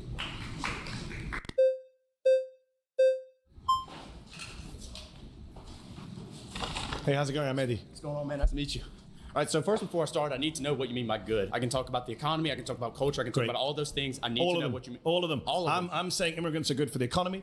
They're good for think lower culture. wages are They're good for good the for economy? society. Where's the lower wages? What do you mean, where's the lower wages? Where are the lower wages? Yeah, so you can What's look the at basis for saying there are lower wages? Sure, so you can look at like the STEM industry. It's been in like a complete and total recession. There's been tons of studies like from the Economic Policy Institute that shows that like companies like Tesla, companies from like Silicon Valley, they engaged in mass firing of workers, around 35,000, but then they hired around 12,000 H-1B visas, and it's kind of just standard economic. That's what Trump did, That's on the Donald. Thinking if you It's not standard economic thinking. The vast majority of economists and economic studies suggest that there is a negligible, if no impact on wages over time That's not- for that's just- immigrants. that's In just- fact, your colleague mentioned earlier, construction, there is actually evidence in construction, yes. But in some industries, in some areas, there is an impact. But overall, no. In fact, a study from the National Bureau of Economic Research found that migrants since 1965 have raised wages Who's that and by? raised innovation. Who's that by? productivity. National Bureau for Economic Research. No, hold on. That's where you publish studies. I'm asking Yes, for I didn't the author. memorize the names of the authors. Yeah, I know you did. Right? Could you It's give from- me the authors you've got? Yeah, hold on. The study you're talking about is from Giovanni Perry, and what he did is he didn't account for aggregation issues, nor did The he. vast majority of Hold on, studies. let me speak, please. Yeah, thank you. Right. So listen, he didn't account These guys get so emotional, man. for aggregation issues, right? And when you look at like the spatial approach, which is what all these economists use, you're not accounting for the fact that when immigrants come into an area, natives leave. If you look at an occupational So he's approach, talking about white flight, which is their choice to leave. Like, no one's making them go. They are choosing to leave.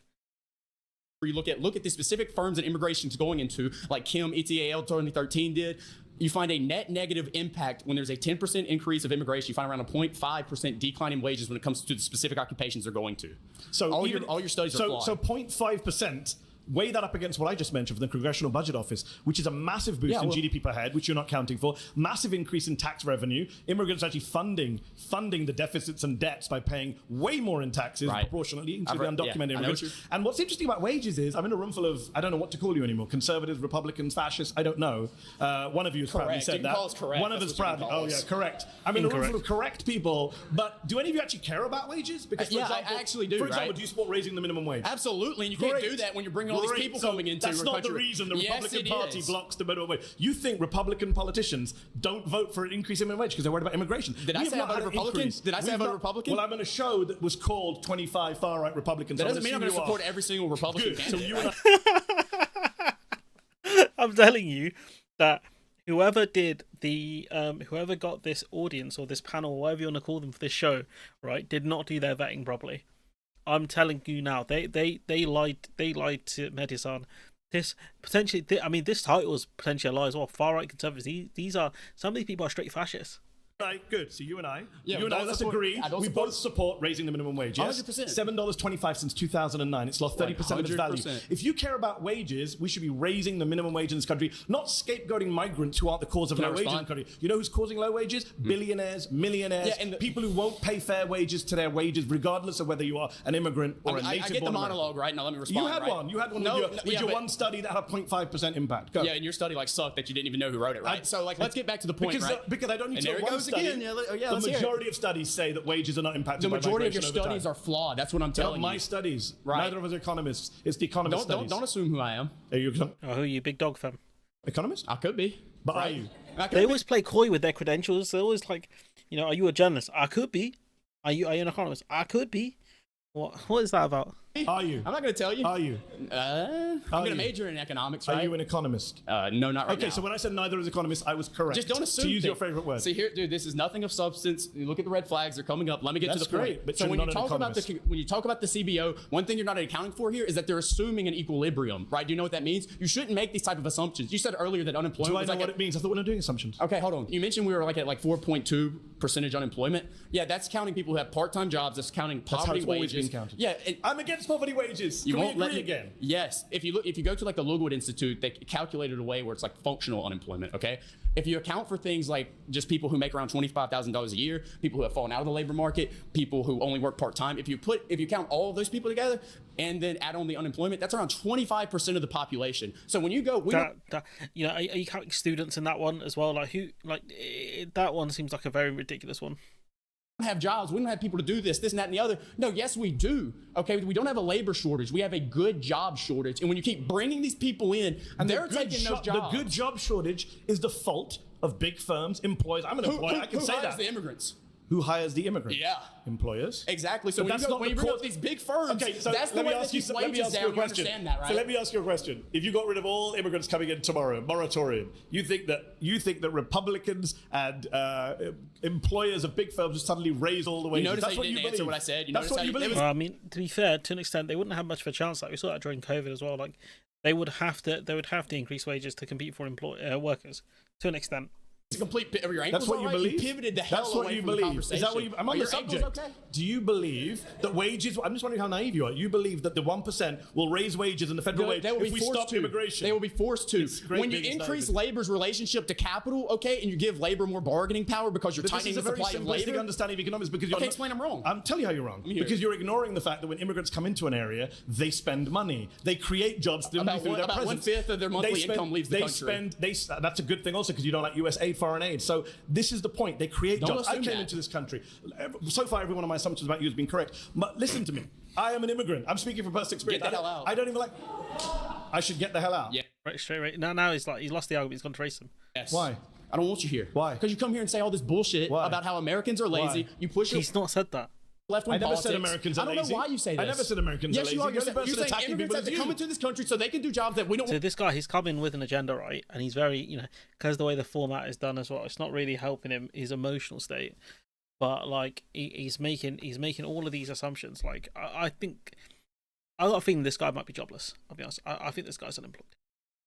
I want to do that. He's saying. I think he's saying he's doing an economics major, or he's going to do one. But I've got a feeling this guy's unemployed, and that's why he's taken a bit personally.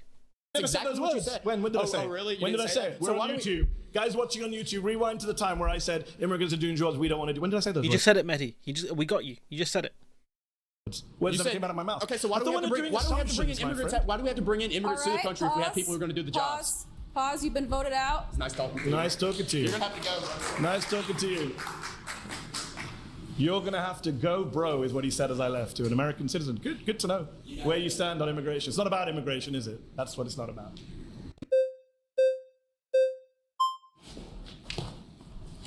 Hey, how you doing? Nice to meet you. Good to see you. How are you? Okay, now this guy right here, right, is my favorite character of the set, because this brother right here, right, is I don't even know what the Middle Eastern version of an Uncle Tom is, or whatever the phrase you want to use, right? But this guy right here hates Iran. So he's majoring in home economics. Fair enough.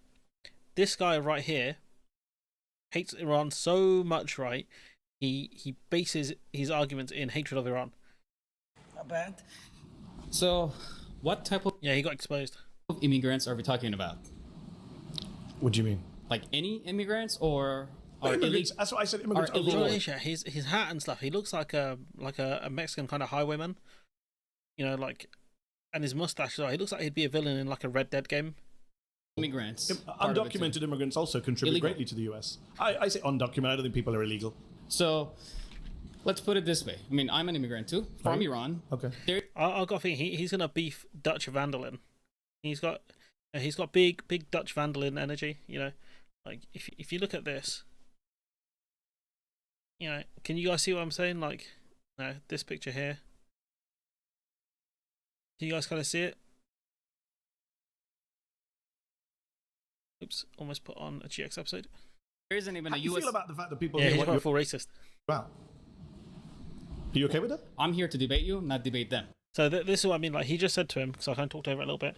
He goes, "How do you feel that people in the room don't want you here?"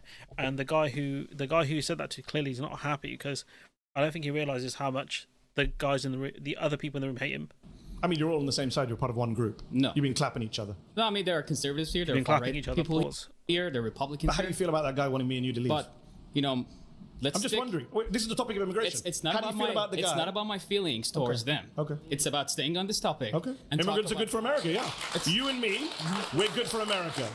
And the guy over there wants us to leave. So I'm just wondering how you feel about that. So I believe that there has to be strict immigration laws. Okay. We have to make sure that the people are coming here have the good intent of the United States Yeah. in mind. That's not my claim, but okay. So my claim is about immigrants are net if, positive. If we just open our borders to every single person No one that wants to calls be for open here, borders. you know, that claims that they have Another straw man. economical hardship in their country. Who's calling for open borders? No, I'm just saying, you know. Or are you just a straw man? So you're just saying a straw man. No, I'm saying You're that wasting if time with a straw man. No one's calling for open borders. I didn't call for open well, borders. you wasted I said time. immigrants. Who? You sorry? wasted time trying to cause division between me and my friend Division. over He here. wants you to leave the country. That's a pretty big deal. All right. I mean, you can ignore Like it, you but said- that's your side, my friend. Like I said, You you were made the your one bet. that tried to derail this argument. Derail? By bringing that. It's Even literally though we're core to my trying to- argument. I'm saying immigrants are good to America. People on And- your and side I are asked saying you, what we type should of- leave. Not me. And, me and I you. asked you, what type of immigrants are we talking about? Are we Immigrants talking about overall. Overall. Overall. So I mean, we're not gonna. So you, you want to get believe? into, you want me to get into like particular communities? I'm not playing that So game. you believe that people that come here without Overall, any help respect, the society. without any respect to our laws, What and our what board- laws? Like, people say this in England as well, right? What laws are people disrespected? you know, are going to be good for this country. No, of course not. So you can't say that all immigrants overall. I never said all immigrants. Well, I said you immigrants overall. Immigrants overall doesn't mean all immigrants. Sorry to break that to you. All right, so you know, like, I think one thing we're learning from this debate, and it's not just because Medi's English either, right? Is Americans seem to struggle with the English language quite a lot, with words.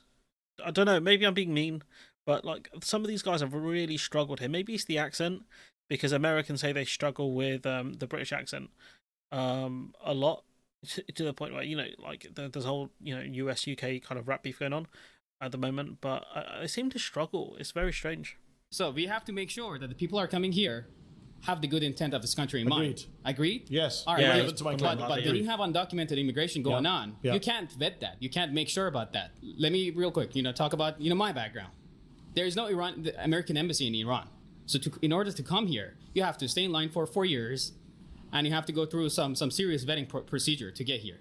But I made it. And that process has to be in place because, I mean, you don't want terrorists But hold on. fill this country. I made it too. I'm an American citizen. I went through lots of vetting. I took my test. And that's how the guy it over should there be. wants us to leave. But he wants us to leave. When people don't really care about vetting, do they? But it's not really about vetting. Guys Is it, are my nodding friend? along, so he's agreeing. Not have You're in the denial. right. People should not have the right to ignore our borders and our laws. What about those to of us who come don't here. ignore the borders? Should we get to stay? Of course. But he says we shouldn't. Well, I'm not debating him. You kind of are because you're all together on this. No, I'm debating you. Okay. And I'm pointing out to you that your argument is in bad faith because these guys are actually speaking the truth and you're in denial about who's on your side. He wants you gone. I never claimed that I'm on their side or they're on my side. Okay. I'm here to debate you. All right, pause. You've been voted out by the majority. Please Thank return you, to your ma'am. seat. Deport you, little bro. Nice to meet you. Hey, how you Guys, doing? I'm Eddie. pacey, man. Nice to meet you. The question is, immigration is good for America, right? Overall, if you look at the net positives to things like our society, our culture, our food, our economy, our general This man right here, salt and pepper, bruv. He's not putting no spices. diversity. I know the D word is a bad word in places like this. I think immigrants have been a net positive. I think if you look at your everyday lives, we all benefit from immigration. Guys hitting gang signs back here. And what kind of conservatives disagree with that? Some of the guys who told me to leave this place and go back to not a citizen. Do you think all conservatives? No.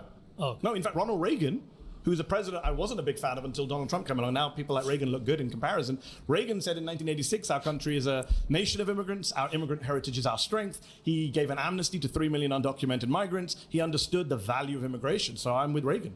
Although this guy's putting his thumb down there. So Reagan's not popular in right-wing crowds these days. Yeah. Well, he's popular with me. Good to hear. I'm a deferred action of Can't lie, guys got a really fresh fade there. childhood arrivals. I was an illegal immigrant myself.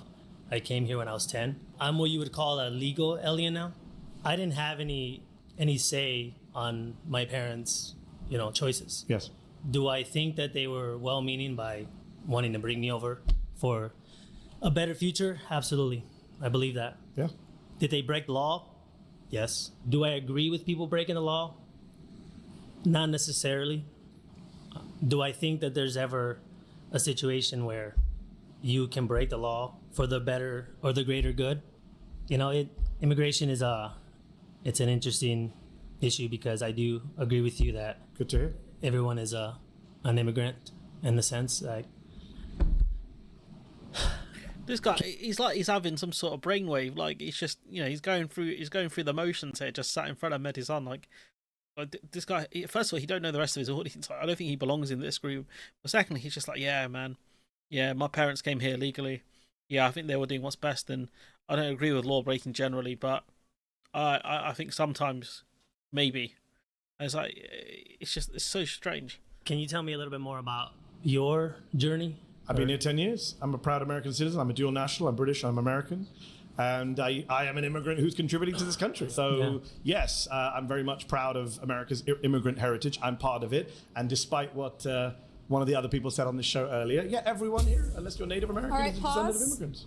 Sorry, you've been voted out. Of course. Please return to your seat. He seemed okay. He seemed alright, to be fair.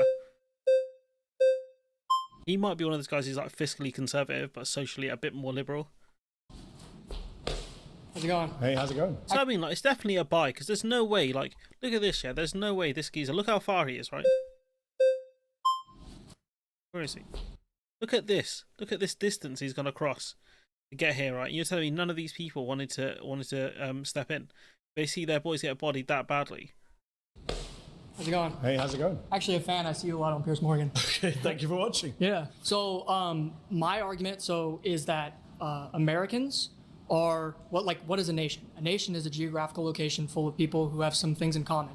So I think some of the things typically in history are going to be like race, religion, ethnicity, language. These are some of the things that we have to have in common in order to actually have a functioning civilization, especially in self-government.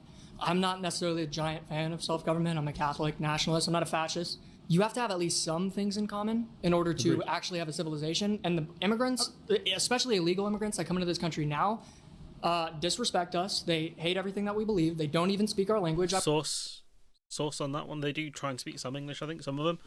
Like it's a bit silly. Like I watched after Trump got elected, I watched an interview of an illegal alien woman crying and about getting deported, and the entire interview was in Spanish. That is a... Well, she's not going to be able to articulate herself properly in English, is she?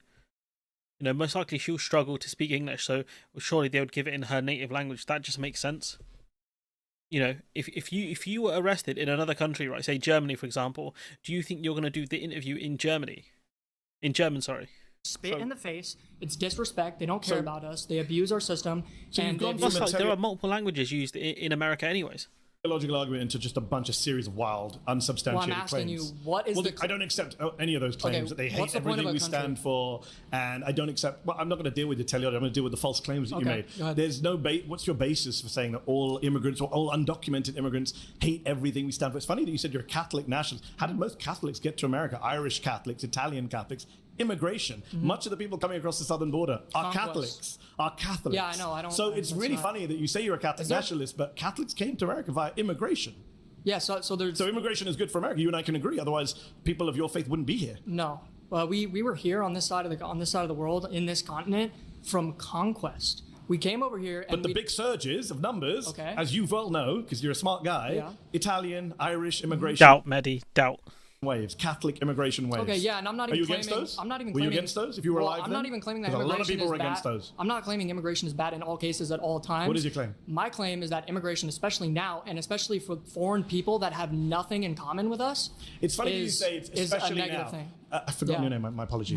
Brian. Yeah. How many? In every era, there has been a Brian who says, "I'm not against immigration, just immigration now." Okay. This is what people said about Italians. It's what people said about Irish folks. Said about Russians, Poles, and now we're saying about people coming across. In the UK, we saw that as well. It was arguments against Windrush, rivers of blood. You had arguments against people from South Asian community. You had people against predominantly Eastern Europeans in the Brexit referendum. So yeah, Medi's not wrong here.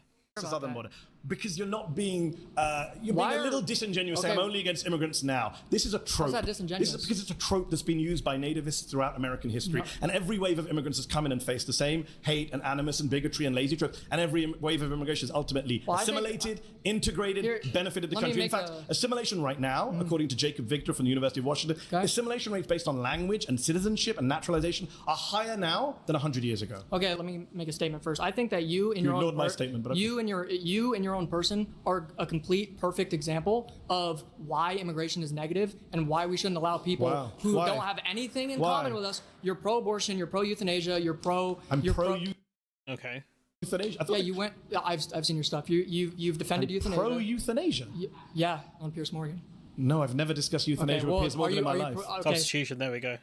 So my point is that you don't agree actually, with I'm the the guy founders here. of this country. If anyone watching at home, I'm the only guy here who actually supports American values, democracy, free speech, the Constitution. I've got folks here telling me they don't believe in democracy, that they're nationalists. Wait, why should we care about that, by the way? Isn't that what America stands for? What does America stand for? So you hate what America stands for, not me. I'm not even and in fact, all the studies show that immigrants actually are more patriotic than native-born Americans. The only reason why, that's the Mexicans in LA right now burning it down, waving Mexican flags. LA's being burned down? Please don't send us back to the country that we're waving the flag of. I've been in LA for a few days. I didn't see anything burned down. Yeah, I know the riots have ended. That's because Trump sent. But if it's burned down, where's it all burned down? I haven't seen it. I've traveled around all of LA. You said LA was burned down. LA is 500 square miles. It's not a figure of speech. Actually, it's another false claim of yours. They're burning. I support euthanasia. LA's burned to the ground. Bro, just immigrants hate what we stand for. Okay, so I'm super relaxed. Okay, I'm getting bodied here. Relax. Or as my cousin would say, when I beat up people in fighting games, yo, chill. So you're pro-abortion. But you're just saying one false thing after another. So you're pro-abortion, and I'm standing by my position. Immigrants are good for. You're pro-abortion. You're an immigrant. I'm pro Roe v. Wade. Personally, I'm not pro-abortion. If you knew anything about me, you know. Roe v. Wade is. All right, pause. You've been voted. See you, chump. Out. He's the worst one out of the. In terms of, I think one of the ladies took the worst kind of verbal beating, but this guy here had the worst arguments. I was going to say nice to meet you, Brian, but I guess not. Yeah, he's definitely quoting. He's just straight quoting Senator Armstrong.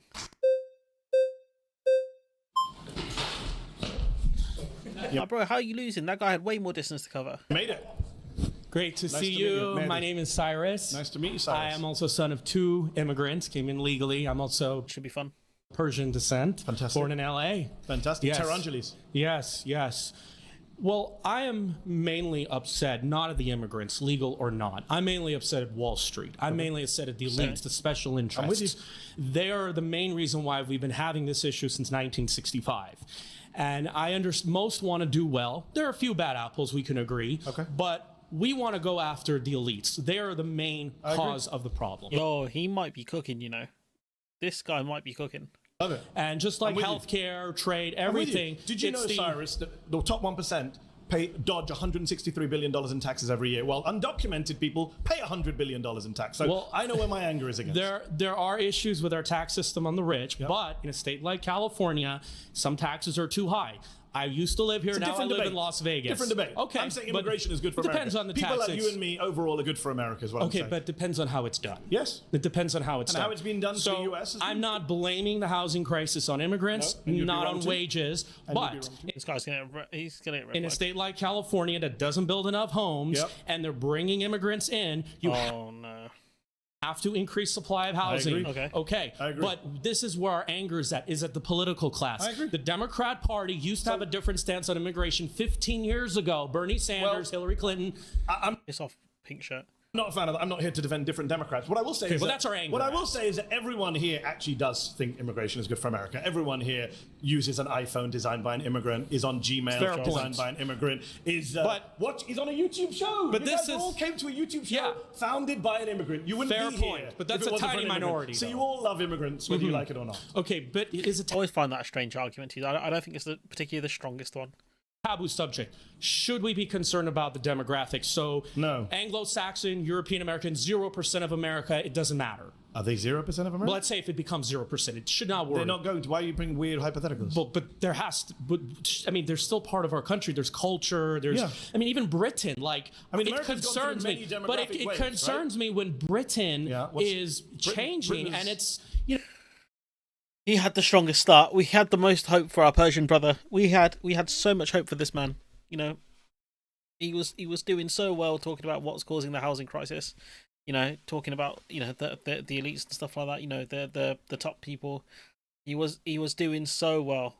Honestly, he was doing so well. I had so much hope for this man, and it turns out he's not the clown. He's the entire circus. A moment of silence for our fallen brother, please. That'll do. It's like they're losing their for culture, years. but it's Who losing said they're their losing culture. Who Are says they? so? Are they going to try to? I'm from the UK. I'm telling you, no one's losing their culture. in the UK. London is going to be very little British in Who one says day. so? What's the plan? That's what we want to know. What's the You plan? just made that up. Have you been to London? How do we know? Cyrus, have you been to London? No. So then maybe you shouldn't comment on places you don't know anything about. But what's the plan? I grew up in London. London's the a very general British plan? city. I was in London a few weeks ago. Okay. It's a very British I city. hope not. I understand that there are people in this audience that don't like me or you in this Yeah, country, they and want us I to leave. respect that. There's some that don't even want me to date a blonde woman. They want to keep to their own. No, fair enough. He's bagged one. Or ginger or whatever. I respect that. But there has to be a deal made. There's Idaho, there's Montana. They can go live in a homogeneous society. I don't believe in force, okay? And I believe that there has to be a deal made. And I think there's upsides and downsides to There's a diversity. deal made. People have elections. They vote for elections. And right now, there's Donald Trump in the White House. Not someone I support, but people voted for him. Well, why did he get in mainly? Because we had That's a big subject. 2016, Not sure we have time to get into that. 2016 There's a lot Bernie of reasons he got Sanders. in. Okay. Part of the reason he got in is that people in this room want people like me and you to leave, and they voted for him to try and make that happen. I'm not surprised. One of the Charlottesville marchers doesn't like me. And I've met those people. And I Probably a few in the room. respect their views. You really shouldn't. Well, they're wants. Don't respect racists and fascists, is my advice to you. Well, they have their preferences. That's just, we can't change that. Actually, we can. That was why I tried to come in today, but anyways. All right. You can't change it, but it doesn't mean you have to accept it. That's time. Yeah, they are obsessed with demographics, to be fair, but they this lot are probably a bunch of losers. Let's be honest, they're probably a bunch of losers who are not doing that great in life, and have decided to lash out on the brown brother who's done well in life. Please return to your seat. Thank you. Nice to meet you. Great Cyrus. pleasure. I think this guy might be the best one we've seen, the best character we've seen so far. I think this guy and where's the dude with the fade? This guy here. These two probably the two only probably respectable characters that I've seen in this show out of 20 people. Good. This was the best. My final claim is that Donald Trump's plan for Gaza is ethnic cleansing. Hey, how are you? Sarah. Nice to meet you. Nice to meet you. You too. So there's no way. It don't make sense. Why do you say this is Donald Trump's plan? Why do you think that? I mean, he says it's his plan. Have you seen his plan? When Have you did heard he his plan? say it? He said it standing next to Benjamin Netanyahu in January, February. He said it on Fox News in an interview on Fox. He said it on Air Force One when he was chatting to reporters. Word for word, what's an example of what he said? Word for word, he said, for example, we're going to clean out the Gaza Strip. He said they're going to leave. We're going to take control of it. He says, we'll own it. I would own it. He says, I'm not sure under international law how he can own a foreign piece of land. And when he was asked on Fox News, the people... There's no fact check here. Palestinians who are being forced to leave, would they be able to come back? He said, no, they wouldn't. That is the literal definition of ethnic cleansing, according to a UN definition. Why do you think that Trump is saying this? Do you think that he has some personal interest in cleansing Gaza, or do you think there might be some special interest group, or perhaps... Do you think she's one of those who think Trump's a good guy, but he's just being misled? Do you think she's one of those people? Religious or ethnic group that's, that maybe he received money from them, and that's the whole reason why... she's trying to blame Jewish people, okay. He wants to cleanse Gaza, or why do you think that is? I don't do Donald Trump's motivations. I really don't care. My claim is that what he's doing is ethnic cleansing. Well, do you agree with that? I would actually, probably agree, but I'm just... You agree that it's ethnic cleansing? You agree with doing ethnic cleansing? No, I don't agree with it, but I agree that's probably his plan, but I'm trying to figure out, why do you think that is? Because Donald Trump's a white man, he identifies as Christian, I'm not sure if he really is, but what interest does he have in preserving a Jewish ethno-state? Why would he have that? It's a good question. You'd have to ask Donald Trump that question. I've got multiple views. I'm sure you have many views. I'm not sure I like where you're... Israel's the most reliable ally for the US in the Middle East. Going with your views, but I think Donald Trump is definitely someone who's got financial interests in ethnic cleansing. He's got political interests. He loves the evangelical voters he gets. A lot of Christian evangelicals like to support Israel because they think Jesus will come back if all the Jews are gathered in one place with no Palestinians. Facts. That's all facts there. I think he's... They're the people who pushed Donald Trump despite Donald Trump being pro-abortion at one point. Going to make money, he thinks, from beachfront property with Jared Kushner. He said something similar in the past. You think that's the real reason? I think there's multiple reasons, yeah. I think financial, geopolitical, ideological, evangelical. I don't even care. My claim is that what he's doing is ethnic cleansing. Ethnic cleansing is a war crime according to the Fourth Geneva Convention. Yeah, I agree. It's against international law under the Rome Statute. So we shouldn't be part of that. The United States should not be supporting Donald Trump's plan for ethnic cleansing. I agree. What do you think? What do you think should be done instead with the Israel-Gaza situation? I'm not sure what your stance is on this. I would like to see a ceasefire in Gaza. Two-state solution. Like to see. I don't really get into debates about what solutions. I would like to see an end to the killing. I would like to see Gazans have freedom. I would like to see the Palestinians in Gaza somehow get their land back. 80% of Gaza right now is under Israeli military control or displacement. I would like to see freedom for the Palestinian people. I'm an American. To go back to the core of this show, I support American values. One person, one vote. Free speech. It really is a religious and ethnic battle. It is not a religious battle. Yes, no, that is what it's obviously between Jews and Muslims. No, both want control of the Holy Land. No, it's not. Yes, it is. No, it's not. What else? What other? Actually, the founders of Israel were secular. They were not religious. Actually, and I think some. So there were secular founders of Israel, and the founders of the Zionist movement was atheist.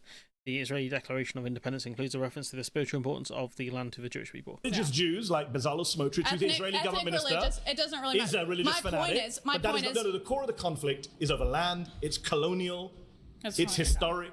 It is not about religion. Colonialism is for a reason. The people who want to steal the land want everyone to believe it's religious. My point is, why are we sitting here? Why are we sitting here? It's like a false dichotomy where we have to argue, do Jews get Israel? Do Muslims get Israel?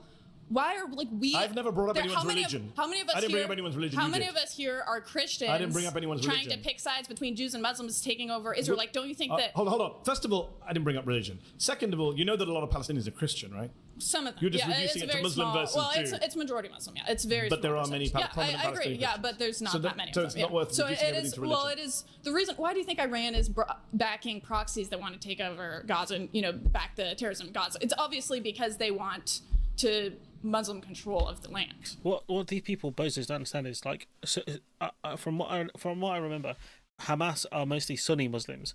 Iran is run by Shia Muslims. The two groups hate each other. It's not down to Muslim control because they have massive disagreements around Islam as a whole. The reason that Iran is backing them is because Hamas are an enemy to Israel. The enemy of my enemy is my friend. That's how a lot of kind of alliances and geopolitical names are built. You don't think that's? I think you're just confused. No, I don't think it's about religion. I've been following this conflict for decades. It's not about religion. People who say it's about religion, it's a distraction. Well, it's a big part of it, I think. I think it's become a big part of it. It's been weaponized by bad faith actors, sure. Israel bombed a church recently. I don't think that's the core. The core is that one group of people are dominating another group of people. What group of people is it? But what group of people is dominating another group of people? One ethnic group is dominating another ethnic group. What ethnic group? Jewish people. Yes, dominating. Arabs. Yes. But I didn't say anything about Christian, Muslim, Jew in a religious sense. Okay, Jews define as religion and ethnicity. You know that, right? Well, why do you think that Muslims want control of the Holy You keep Land? saying Why do you think Muslims. that, I didn't bring up Muslims. Well, they're Muslim states. Like, what do you think? Like Iran wants to do with I the didn't bring Holy up Land? Iran. But that's part of the conversation. What do you mean? No, it's not. The conversation is Donald Trump is doing ethnic cleansing, and you agree with me. So I'm not sure why you're still here, to be honest. It's part of the larger It's context a of weird the debate when you conversation. actually agree with me. What I was trying to say is we kind of have this false dichotomy here where we're trying to take the side of the Gazans, which mostly it's a Muslim majority, or the side of the Jews to try to decide who gets control over Israel. I didn't say about control. America, I said don't ethnically America cleanse. is a majority Christian country. Should we be deciding Christians should have control of the I Holy agree. Donald Land? Trump should not, nothing to do with religion. Donald Trump should not be deciding what happens to Gaza. That's my claim. If you agree with me, great. Let's shake hands. Give the seat to someone who disagrees with me. Do you think that America should just cut ties with Israel altogether? What's your definition of cut ties? Like stop funding them, stop being their military arm? Yes, Okay, I'm on great. record saying Okay. that was Okay, she rescued it in the end. I think she's mostly confused and asking questions more than anything else. I think maybe she'd be in the third least bad person here.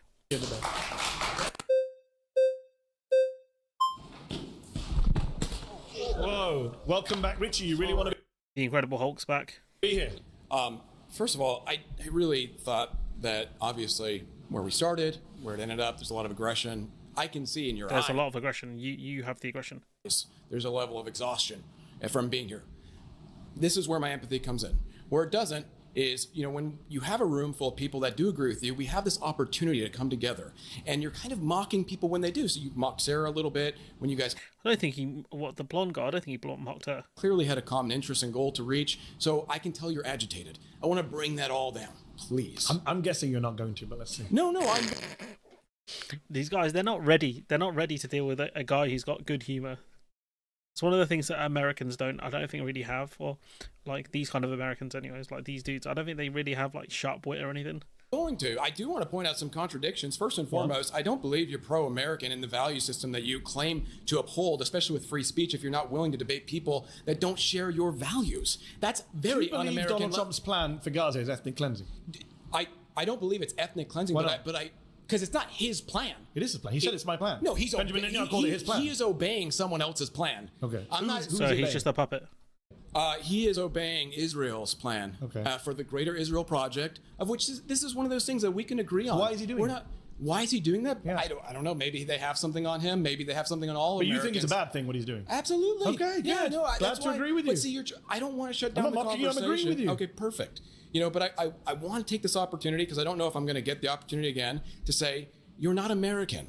First and foremost, but you're not. Remember when I said the agitation from you is not going to be lower? What I'm saying, you came to lower the temperature and then make racist remarks. You know that's a racist remark. It's not racist. You tell an American citizen. But okay, perfect. You just proved your own point. You just said that was a racist position. Yes.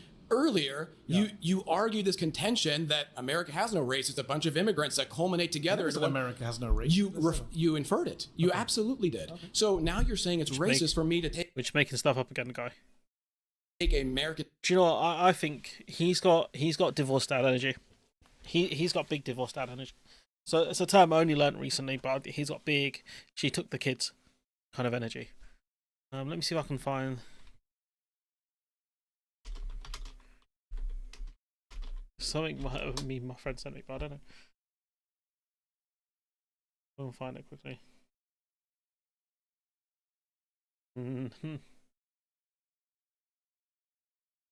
Yeah, he's got big. She took the kids energy. Nationalist approach. You're kind What is of an American national approach? Is that a white approach? I think it's a white nativist approach. Of course, So only absolutely. Americans are white people. Why did your parents immigrate? So Americans from are India? only white people. Why did your parents immigrate from India to the UK? Because the UK colonized and conquered India. Okay, why did you immigrate to America? Because many reasons. Okay, all opportunity. There's opportunity. That's not true. You don't know. The accent. Your accent is an afflict of white Anglo-Saxon. But you know there are 50 million Americans in this country. I understand, but none of them are Americans in your view. What I'm trying to get you to do to reach a common ground here. We're not going to reach a common ground because you said I'm not American. Please try. I don't think you're American. I'm saying you're not. I don't think you're American. I'm saying you're not American due to I think Medi's got to give him a little bit more rope. I don't think you're not American on values either. I think you're a little fascisty, a little racisty. See, you're using these words. Okay, first of all, I want to say this. I'm not just throwing them at you. And you didn't come sit down and I said it. Every conservative that has ever been shut down by leftists like you, for every conservative, for you're every not a conservative. You've already said for every right wing, already said you're not for a every conservative. Stefan Molyneux, Thomas Sowell, Nick Fuentes, all of those people. Is Thomas Sowell American? He's Australian. But that's not the point. I'm saying people that are on our side of the aisle that get shut down by people like you because you're leveraging this position of emotion. You're joking, right? No, I'm not. You're leveraging Do you know nobody a position on of emotion. my side of the aisle is trying to deport you. The only shutting down is being done by you. They're actually He's trying to deport him. Genocide my entire race. So what are you talking about? Oh, white genocide theory. Okay. Talking about Great replacement. You're a white genocide guy? Are you kidding me? Wow. You know the fact you're. I'm amazed that Jubilee find some of you guys. How did they find you? Do you see? Did they email you? Do you have Gmail? Why are you trying to oust me? This is such a cheap tactic. Do you go to Nordstrom? No, all immigrants. Have you ever been on eBay? No, immigrants. but I'm You love immigrants. No, I'm agreeing. You love immigrants when they're helping you. You just don't like the color of my skin. We're having a different conversation. White genocide. We're having a different conversation. All right, you've been voted out. Please return to your seat. Okay. I really wish we could have asked. I mean, you believe in white genocide, so it's very hard to. Yeah, I feel for Medi here. It's just like, yeah, you know, we're gonna snip this. We're taking this one. For them to do this to him is crazy. We're gonna take this. Let me get a full shot. We're gonna keep this one in the Discord. There's a way to get the robot to post stuff, which I don't know about, but we're keeping this one. This one's for you.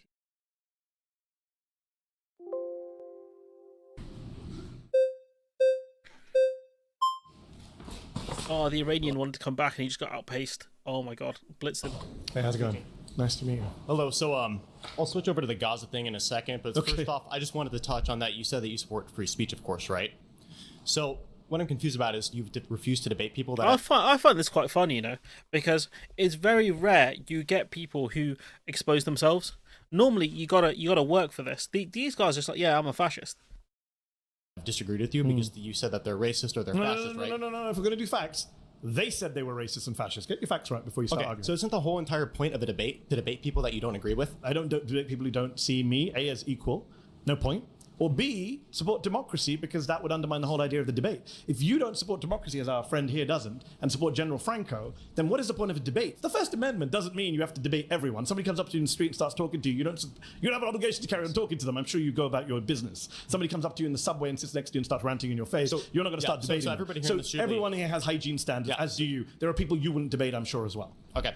So can you please describe why you think Trump is supporting ethnic cleansing of Gaza just because he wants to take over the land there? How does that equate to killing them? Not just take over the land, kick out all the people. That is the definition of ethnic cleansing. So isn't ethnic cleansing killing people? Because it seems like you're... No, you can ethnic cleanse people without killing them. And by the way, they have been killed. More than 50,000 people in Gaza have been killed by the Israelis, by people like Bezalel Smotrich, who said recently, the finance minister of Israel, we are going to Gaza to conquer, cleanse, and remain. We're going to annihilate the place. We're going to disassemble Gaza, he said. We're going to leave it behind as piles of rubble. That's the guy Trump's funding, supporting. That's the guy praising Trump. So yes, Trump and Smotrich are ethnically cleansing Gaza. I cannot deny that thousands of people are dying in Gaza, but you need to realize, why are they dying? Is it possibly that they're attacking another country? No, just because the people who are dying were not attacking another country. Just because Israel is killing more Gazans than Gazans. Do you think the babies were attacking Israel? Like, genuinely? For killing Israel. It doesn't mean Gaza is righteous and Israel is evil. I never said anything about evil or righteous. Israel I said ethnic cleansing. You said don't have to be killed. I said they are being killed, and the criteria for what's happening to them. If Donald Trump says these people have to leave and never come back, is that not ethnic cleansing? What is your definition of ethnic cleansing? I would think ethnic cleansing is when you're killing off a large part of an ethnic group. That's genocide. You're confusing your terms. Ethnic cleansing is removing one ethnic group using a deliberate policy by violence or terror-inspiring means to remove another population, another ethnic group from a certain geographic area. That's the UN definition. So do you think, genuine question, do you think these guys are going to describe white flight, you know, when white people leave, when minorities come into an area, as ethnic cleansing? Question. Of ethnic cleansing. That is what he's doing. When he was asked Donald Trump, can they come back? He said, no, they cannot. That is ethnic. I've heard all these. We've had people talk about white genocide today. You guys are nationalists. How would you feel if somebody came, a president of France came and told you to leave your land and not come back? Would you not feel you'd been ethnically cleansed from your home? From America? Yeah. Well, because my ancestors were settlers here, not immigrants. They actually Palestinians are not immigrants in Gaza. They are indigenous people to the land. Didn't Israel just give Gaza the land like a few decades ago? No. I'm pretty sure Israel used to have that land. I'm pretty sure you're wrong. They withdrew from 2005 from the land, but control the and they air. gave it to them in 2005. No, they don't give it to them. They control the air, the sea space, the borders, the population registry. They controlled what went in and out. It was a prison, an open-air prison. That's not giving But them don't they have freedom. a border with Egypt and then the Mediterranean Yes, Sea? and the So how's that Israelis a and prison? Israelis and Egyptians work together because Donald Trump and Joe Biden the and Barack Egyptians that are Obama. Muslim? Yes, they're funded by the United States. Did you know that Muslim countries do bad things too? No, I know that they do bad things. Okay, then so we're in agreement. All right, pause. You've been voted out. Please return to your seat. Nice to meet you. Yeah, I feel like that one had a bit more legs in it as well, but. Oh, wow. So I mean, like, no one else stood up. Great. Hello, sir. Welcome back. See you again, Mehdi.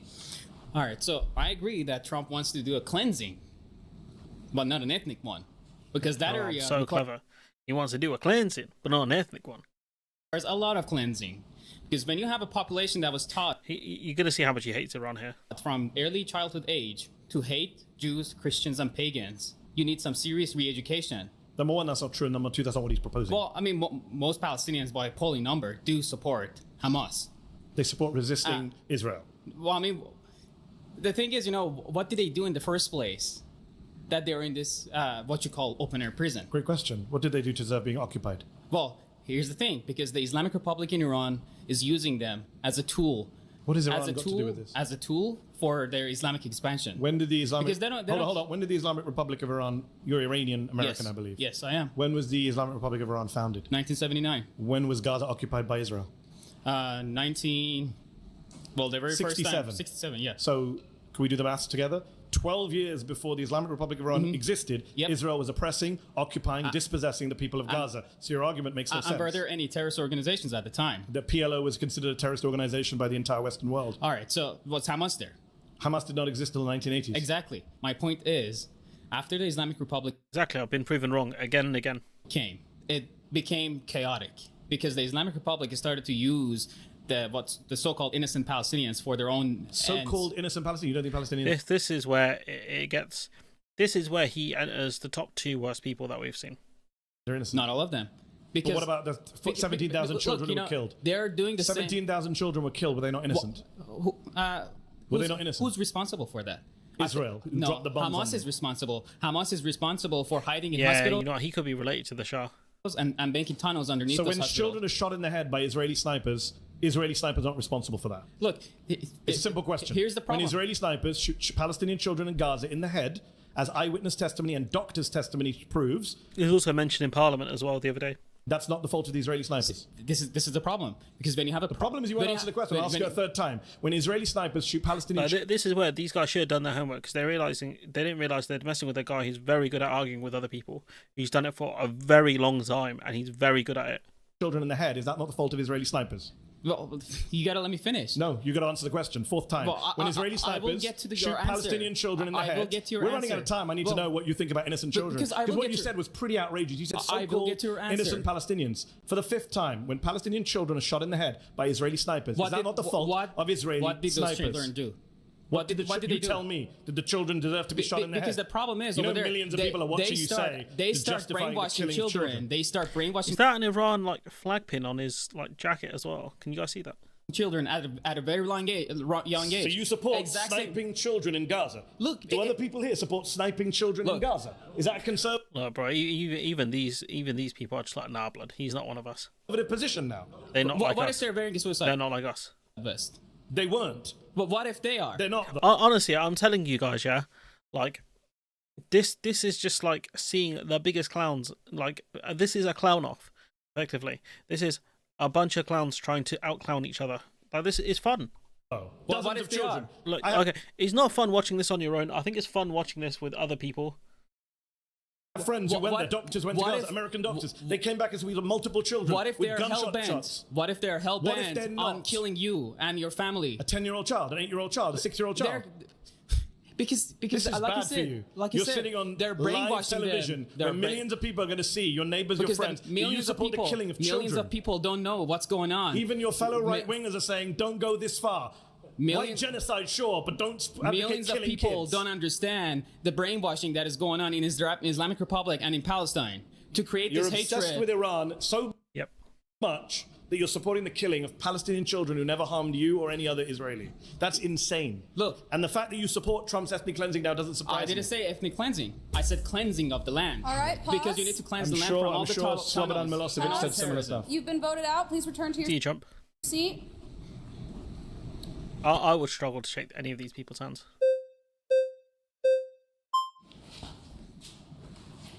Oh, it's burst the pace there. Oh, pink shirts in the scene. I'm good seeing you too, man. First thing I'm going to say is I'm not down for Israel. Okay, that's the first thing I'm going to say. And I don't. This guy makes what he thinks is a good argument, but it's just not. I don't like when you come up here and you use the type of rhetoric that you do. You talk like all of these like left-wing positions, and then you go to the last part, which is I don't support ethnic cleansing in Palestine. I think you're doing a huge disservice to pro-Palestinians when you start aligning yourself with all these progressives. I don't think it looks good because you have all these conservatives in here who oppose war. They oppose intervention in the same tradition of Pat Buchanan and all the greats that came before Not Donald Trump, though, sadly. Yeah, it is sad. It is sad. I do agree. Big jab there. And he ran on an anti-war ticket. He said he was going to. I didn't. Because he lies, right? You gonna let me talk, or you Sorry. just want to? Yeah, true. So, I mean, yeah, you keep going back to Trump. I don't think this is part of his plan. I think this is a plan of lobbyists, and this is not just unique to Trump. It's been a thing since the Democrats. It's been a thing. That's your boy getting manipulated by lobbyists, though. The Republicans before him. It's been like this since Truman. I don't know if you read like John Mearsheimer's The Israel Lobby or anything like that. Would you agree or disagree with anything like that? Oh, I agree with Stephen Watt and John Meshemer, yeah. Okay, sure. great. So I'm just warning, when you ally yourself with all these leftists and you come up here and you argue for immigration, you argue up here that, Trump's this bad criminal and this and that, and then you think Trump's bad too? I think he's good on some questions and bad on other things, but let me get to my point here, is you ally yourselves with guys like, Jewish Voices for Peace and all those guys. Great people. Yeah, not really though. Why? Because they're self-interested in it. They're not. By definition, it says it on their homepage. By definition, they're not self-interested, right? They're going against their own Are community. you going to let me talk? On their homepage, it literally says that we are here to segregate Judaism from Zionism. It's very clear they're doing this in their own interest. That's why it literally says. These are two different things, though. Zionism is a political ideology, whilst Judaism is a religion and an ethnicity. Like these are two different things. You can be a Christian and a Zionist. You can be a Jewish person and a non-Zionist. Jewish Voices for Peace. They're going to be the good Jews who say that we don't support Palestine. And then what happens is they didn't say we don't support Palestine.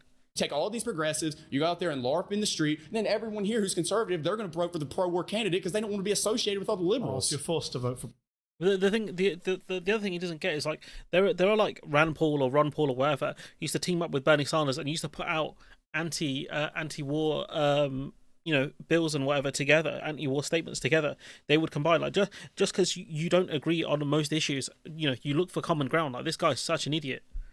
Pro-war people, poor. It's either that or get replaced in my country. What do you want me to do? Oh, get replaced by my country, white genocide boy. Replacement bullshit. Yeah, okay, buddy. Just an applaud in the serial loser there. You can be self-interested and also see what Israel. Yeah. Oh wow, there's 3 people so far. Huh? You're gonna be the first one that's going to the promised land. What? Oh wow, there's 3 people so far. Let's keep counting. We should be nicer to you, otherwise you'll deport us. What a great argument. This is the free speech debate camp. It's not. What did he say? Otherwise you'll deport us. What a great argument. This is the free speech debate camp. You respect our country, get out. Like, bro, he's got more respect for your country than you do. It's not your country, my friend. It's our country, whether you like it or not. Maybe I'll choose the far-right conservatives to debate for 10 minutes. Okay. This is a lot longer than I remember it being. I thought Kai was... He smiled, he laughed, he did it. We disagreed. He did it in...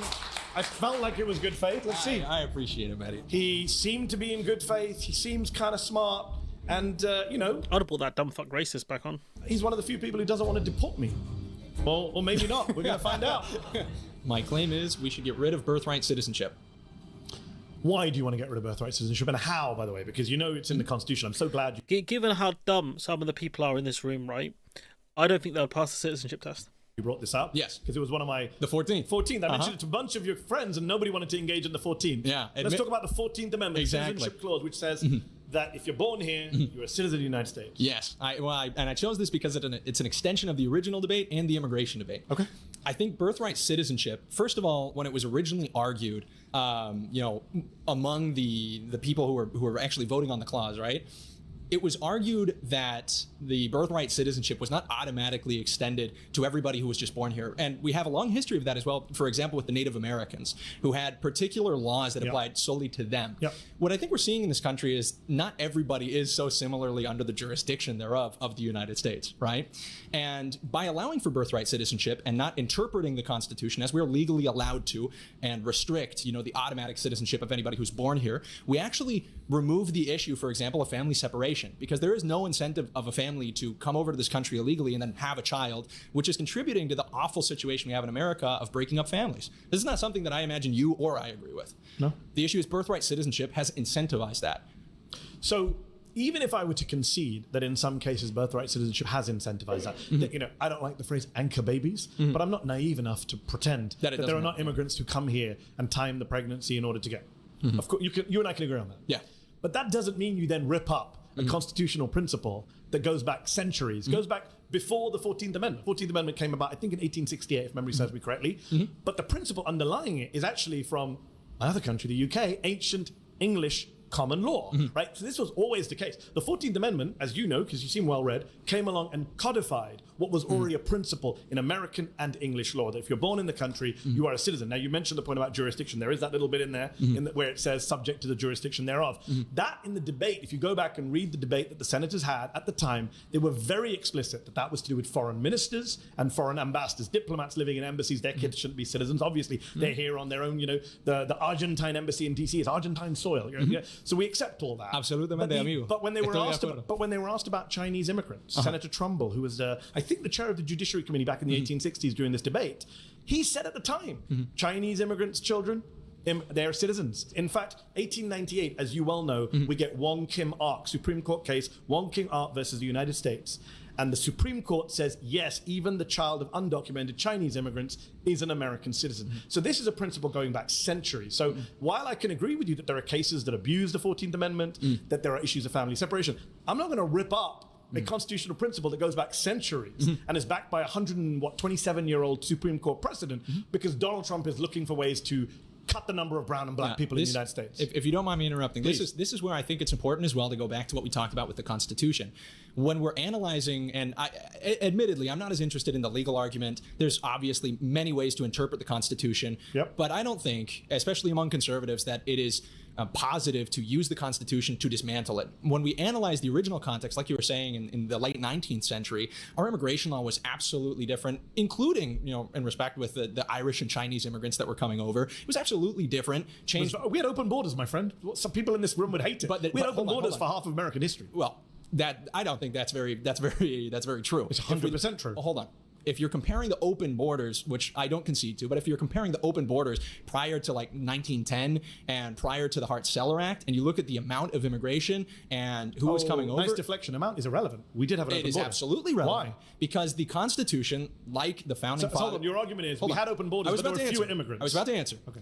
It's important to analyze the context wherein these laws and parts of the Constitution arise. The original founding fathers said the Constitution was made only for immoral and religious people and is wholly inadequate to the government of any other, which means the people that wrote this document understood that it would not be able to properly... Super secular people, but let's just be clear on that. Oh, no, that's not true. They were deists. A lot of them were super secular. The majority were deists. But they were secular. Secular doesn't mean atheist. You know what that means. I understand that, but deist doesn't mean secular or atheist. It means they believe in a God, but not a God that's particularly present. I didn't say anything about whether they're deist or theist. I said they're secular. Okay, but secular means you separate church and state. Okay, well, let's talk... It's one of the major things they push, because obviously Europe has or had a really big problem with the church being too much involved with the government. Talk about that. That's a perfect example. You're going to run out of your own time making your argument, which you haven't made so far. I understand, but the separation of church and state is now completely differently understood than originally proposed. Thomas Jefferson, who talks about the wall of separation, which doesn't even exist in the Constitution, understood it in a different way. Supreme Court precedent, as you well know. Yeah, sure, but the precedent of the last 100 years, wherein the country has been completely immigration, that's absolutely a fair position. Yeah. Can I? If you're trying to get rid of the 14th Amendment, I'm going to ask about the practicalities of it. And we're not. Trump's doing it right now. And I'm not going to be able to explain it to you in 10 minutes. But what I can explain to you is that right now in this country we have a crisis of people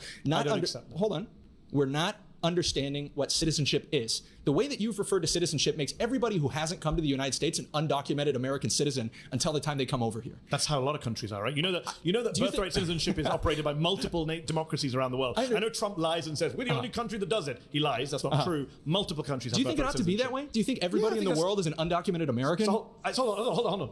Well, or undocumented Canadian, or undocumented Brit, right? Or undocumented. Sure. Well, I'm an American, so I say America. But yeah, but I'm saying, right? The principle is you immigrate. We have free movement of people around. I support free movement of people around the world. But do you believe they're all? Are you Kim Jong Un? You think people should only stay in one country and never leave and be blocked from leaving their country? I think that's a very illiberal and conservative position. I think there's a big there's big room to move between being Kim Jong Un and saying that. Not really. Hold on. In practical terms, if you accept, I gave one side. I want to give the other. There's a big room to move between being Kim Jong Un and saying that everybody. I think he should have picked the geezer with the fade. To be honest, I think he would have been interesting. In the world is an American. They're just not on our soil yet. I think being an American that's a ridiculous statement, right? Because everyone in the world is not heading for the United States. Yes, yeah, but in fact, right now, numbers of people coming in is dropping a lot. But the idea that you are supporting is that the moment you come to this soil, and that you're born here, you become an American. And I'm not saying at the moment you come to the soil, you become an American. I didn't. I had to do the test. Right? Okay. I had to do the naturalization process, which is guaranteed by the 14th Amendment. But the 14th Amendment also says if you're born here, then you automatically get it. And I'm not saying. And I think the problem we have, it's a hill I'm going to die on. The problem we have is we don't appreciate citizenship.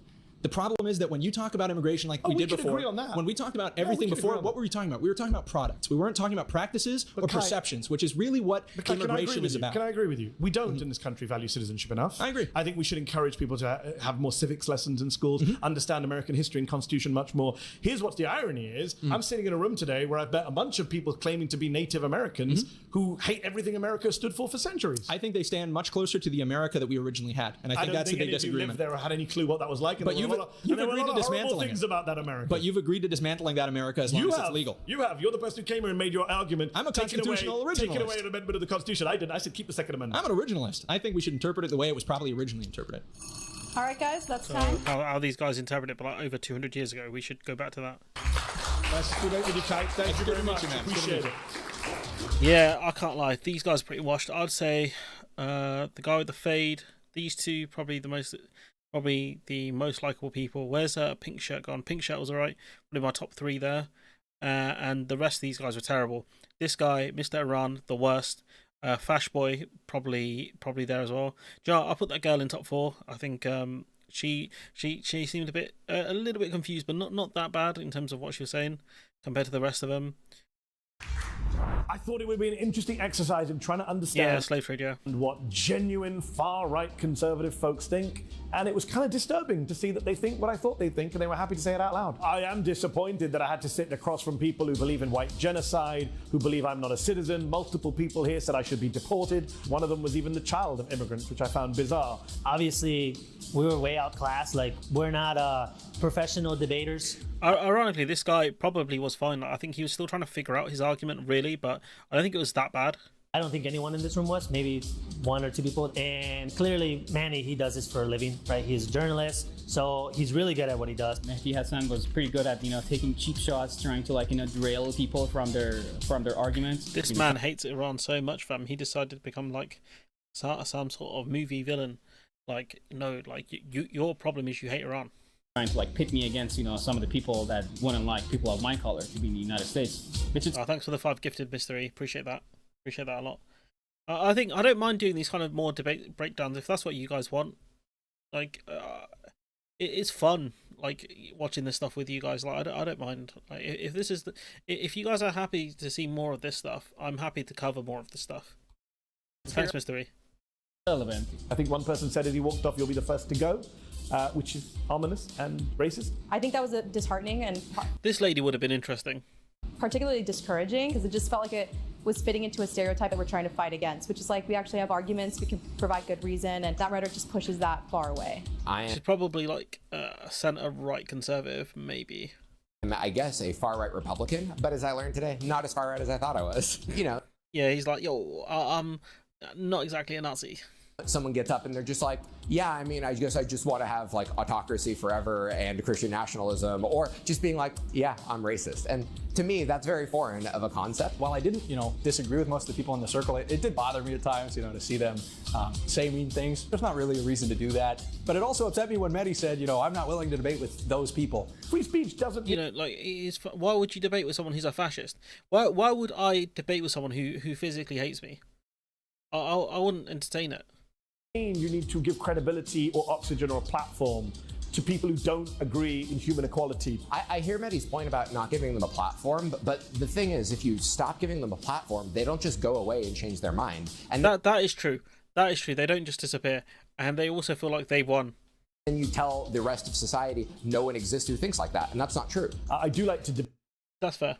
Debate people, even people I disagree with. I try and avoid bad faith folks. I think some of the folks today were bad faith. I'm anti-conservative, right? I don't support conservative views on taxation. I don't support conservative views on immigration. But the people here today were way beyond conservatives. This is open authoritarianism. And this is what is being normalized and mainstreamed in our country by people in power, by the media, by people who don't know any better. That's facts as well. I think they misled him. I'll be honest. I think they misled Medi about the premise of the show. I believe that they told him it'd be like, conservatives, maybe some right-wingers, but nothing that bad. And you can see in the comments as well, it's Berlin 1932. I can't even make it halfway through this. None of these people talking to Medi understand what it means. And the whataboutism, because these are just normies who haven't got the ability to string, coherent sentences together. These are people who don't have critical thinking skills. So the moment you challenge them, they fall apart. But yeah, a lot of people saying it was difficult to watch. I don't think it was that difficult to watch, to be honest. But I am off to watch a documentary on Channel 4 now. Fair play. I'm only here because the two Davies pointed me this way. No, I appreciate them. They're cool. I like them. Medi Hassan ate all their lunch. Yeah. I wonder if he thinks the Catholic priests who have abused millions of kids worldwide should be jailed. It's a fair question. Yeah. There's a lot of comments here backing Medi. Honestly. Those Latinos are natives and no longer have ancestral ties to these lands. The Edwin guy was so conflicted he seemed to understand the nuance. The Iranian guy, on the other hand, bro, you're in danger because these white natives don't care about you. Yeah, they probably hate Iranians the most out of most of the Middle East, to be honest. I mean, if you think about who do Americans hate the most in the Middle East? It's Iran. We live in barbaric times here. We do. The Iranian was voted out even before he made 1 point. I mean, yeah. So this guy gets aura for winning 20v1, but what? But yeah, it seems like even the comments are mostly backing him, to be honest. I've not seen. It's very rare you see universal support for this.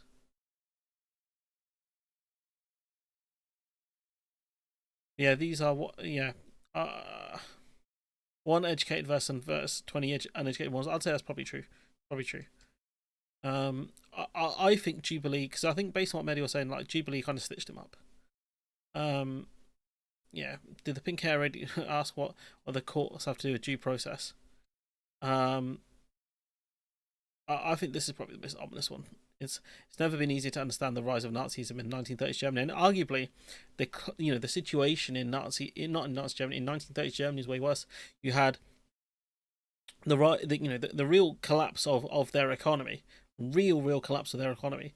The Great Depression. You had the rise of the Communist Party, which gave the Nazis an easy enemy to go after, combined with false flag operations like the Reichstag fire, a big fear from the middle class and the upper class of communism, to the point where they backed Adolf Hitler and gave him executive powers. The Reichstag fire, blatant false flag, things like that. They handed him power on a plate, really, because they feared a common enemy. I think the people who clapped you voted you out. I'm a fascist. Starts clapping. Yeah. Yeah, I think Medi did well. I don't think he was that comfortable in that situation. He probably felt in a bit of danger because, honestly, I thought the roid geezer and Mr. Pink Shirt was gonna, the pink polo t-shirt was gonna, honestly throw hands. They genuinely looked like they were gonna resort to violence. What's the difference to Germany is that all of these people on the debate are immigrants. The US is a country of immigrants. the Native Americans is true. Yeah, they are all immigrants, and the fact that they think they're Native Americans is crazy to me. I'm kind of baffled at that. I'll be honest. They have not read history. The fact that they say they're native because they're settler colonialists, effectively is just wild. But yeah, guys, I think we'll call it there for today. Sorry I couldn't stream yesterday. I just fell asleep. Like, I crashed out completely. Like, my body's knackered some days. So yeah, like, I wanted to stream yesterday. I want to stream a bit more, but it's just some days I literally just come home and just fall asleep. So sorry about yesterday, guys. Like, I completely forgot I was streaming until I wake up this morning at like 5 a.m. And yeah. So we're gonna leave it there, gang. I'll probably play some Marvel Rivals for a bit or something. Until like 10, half 10. And then I'll just work on going to sleep. But it's been fun, honestly. Thanks, Mr. E, for the super chat and the memberships. Really appreciate it. But overall, like, I think the stream went okay. If you guys want to see more of this stuff, just let me know. Because I'm happy to do more of this stuff if it comes across my feed. Because I saw this and I was like, this is crazy. And then I watched the full video. I was like, this is crazy. And so yeah, we'll leave it there. But yeah, I'll catch you guys Saturday or Sunday. We'll see. I'll catch you guys soon. Bye bye.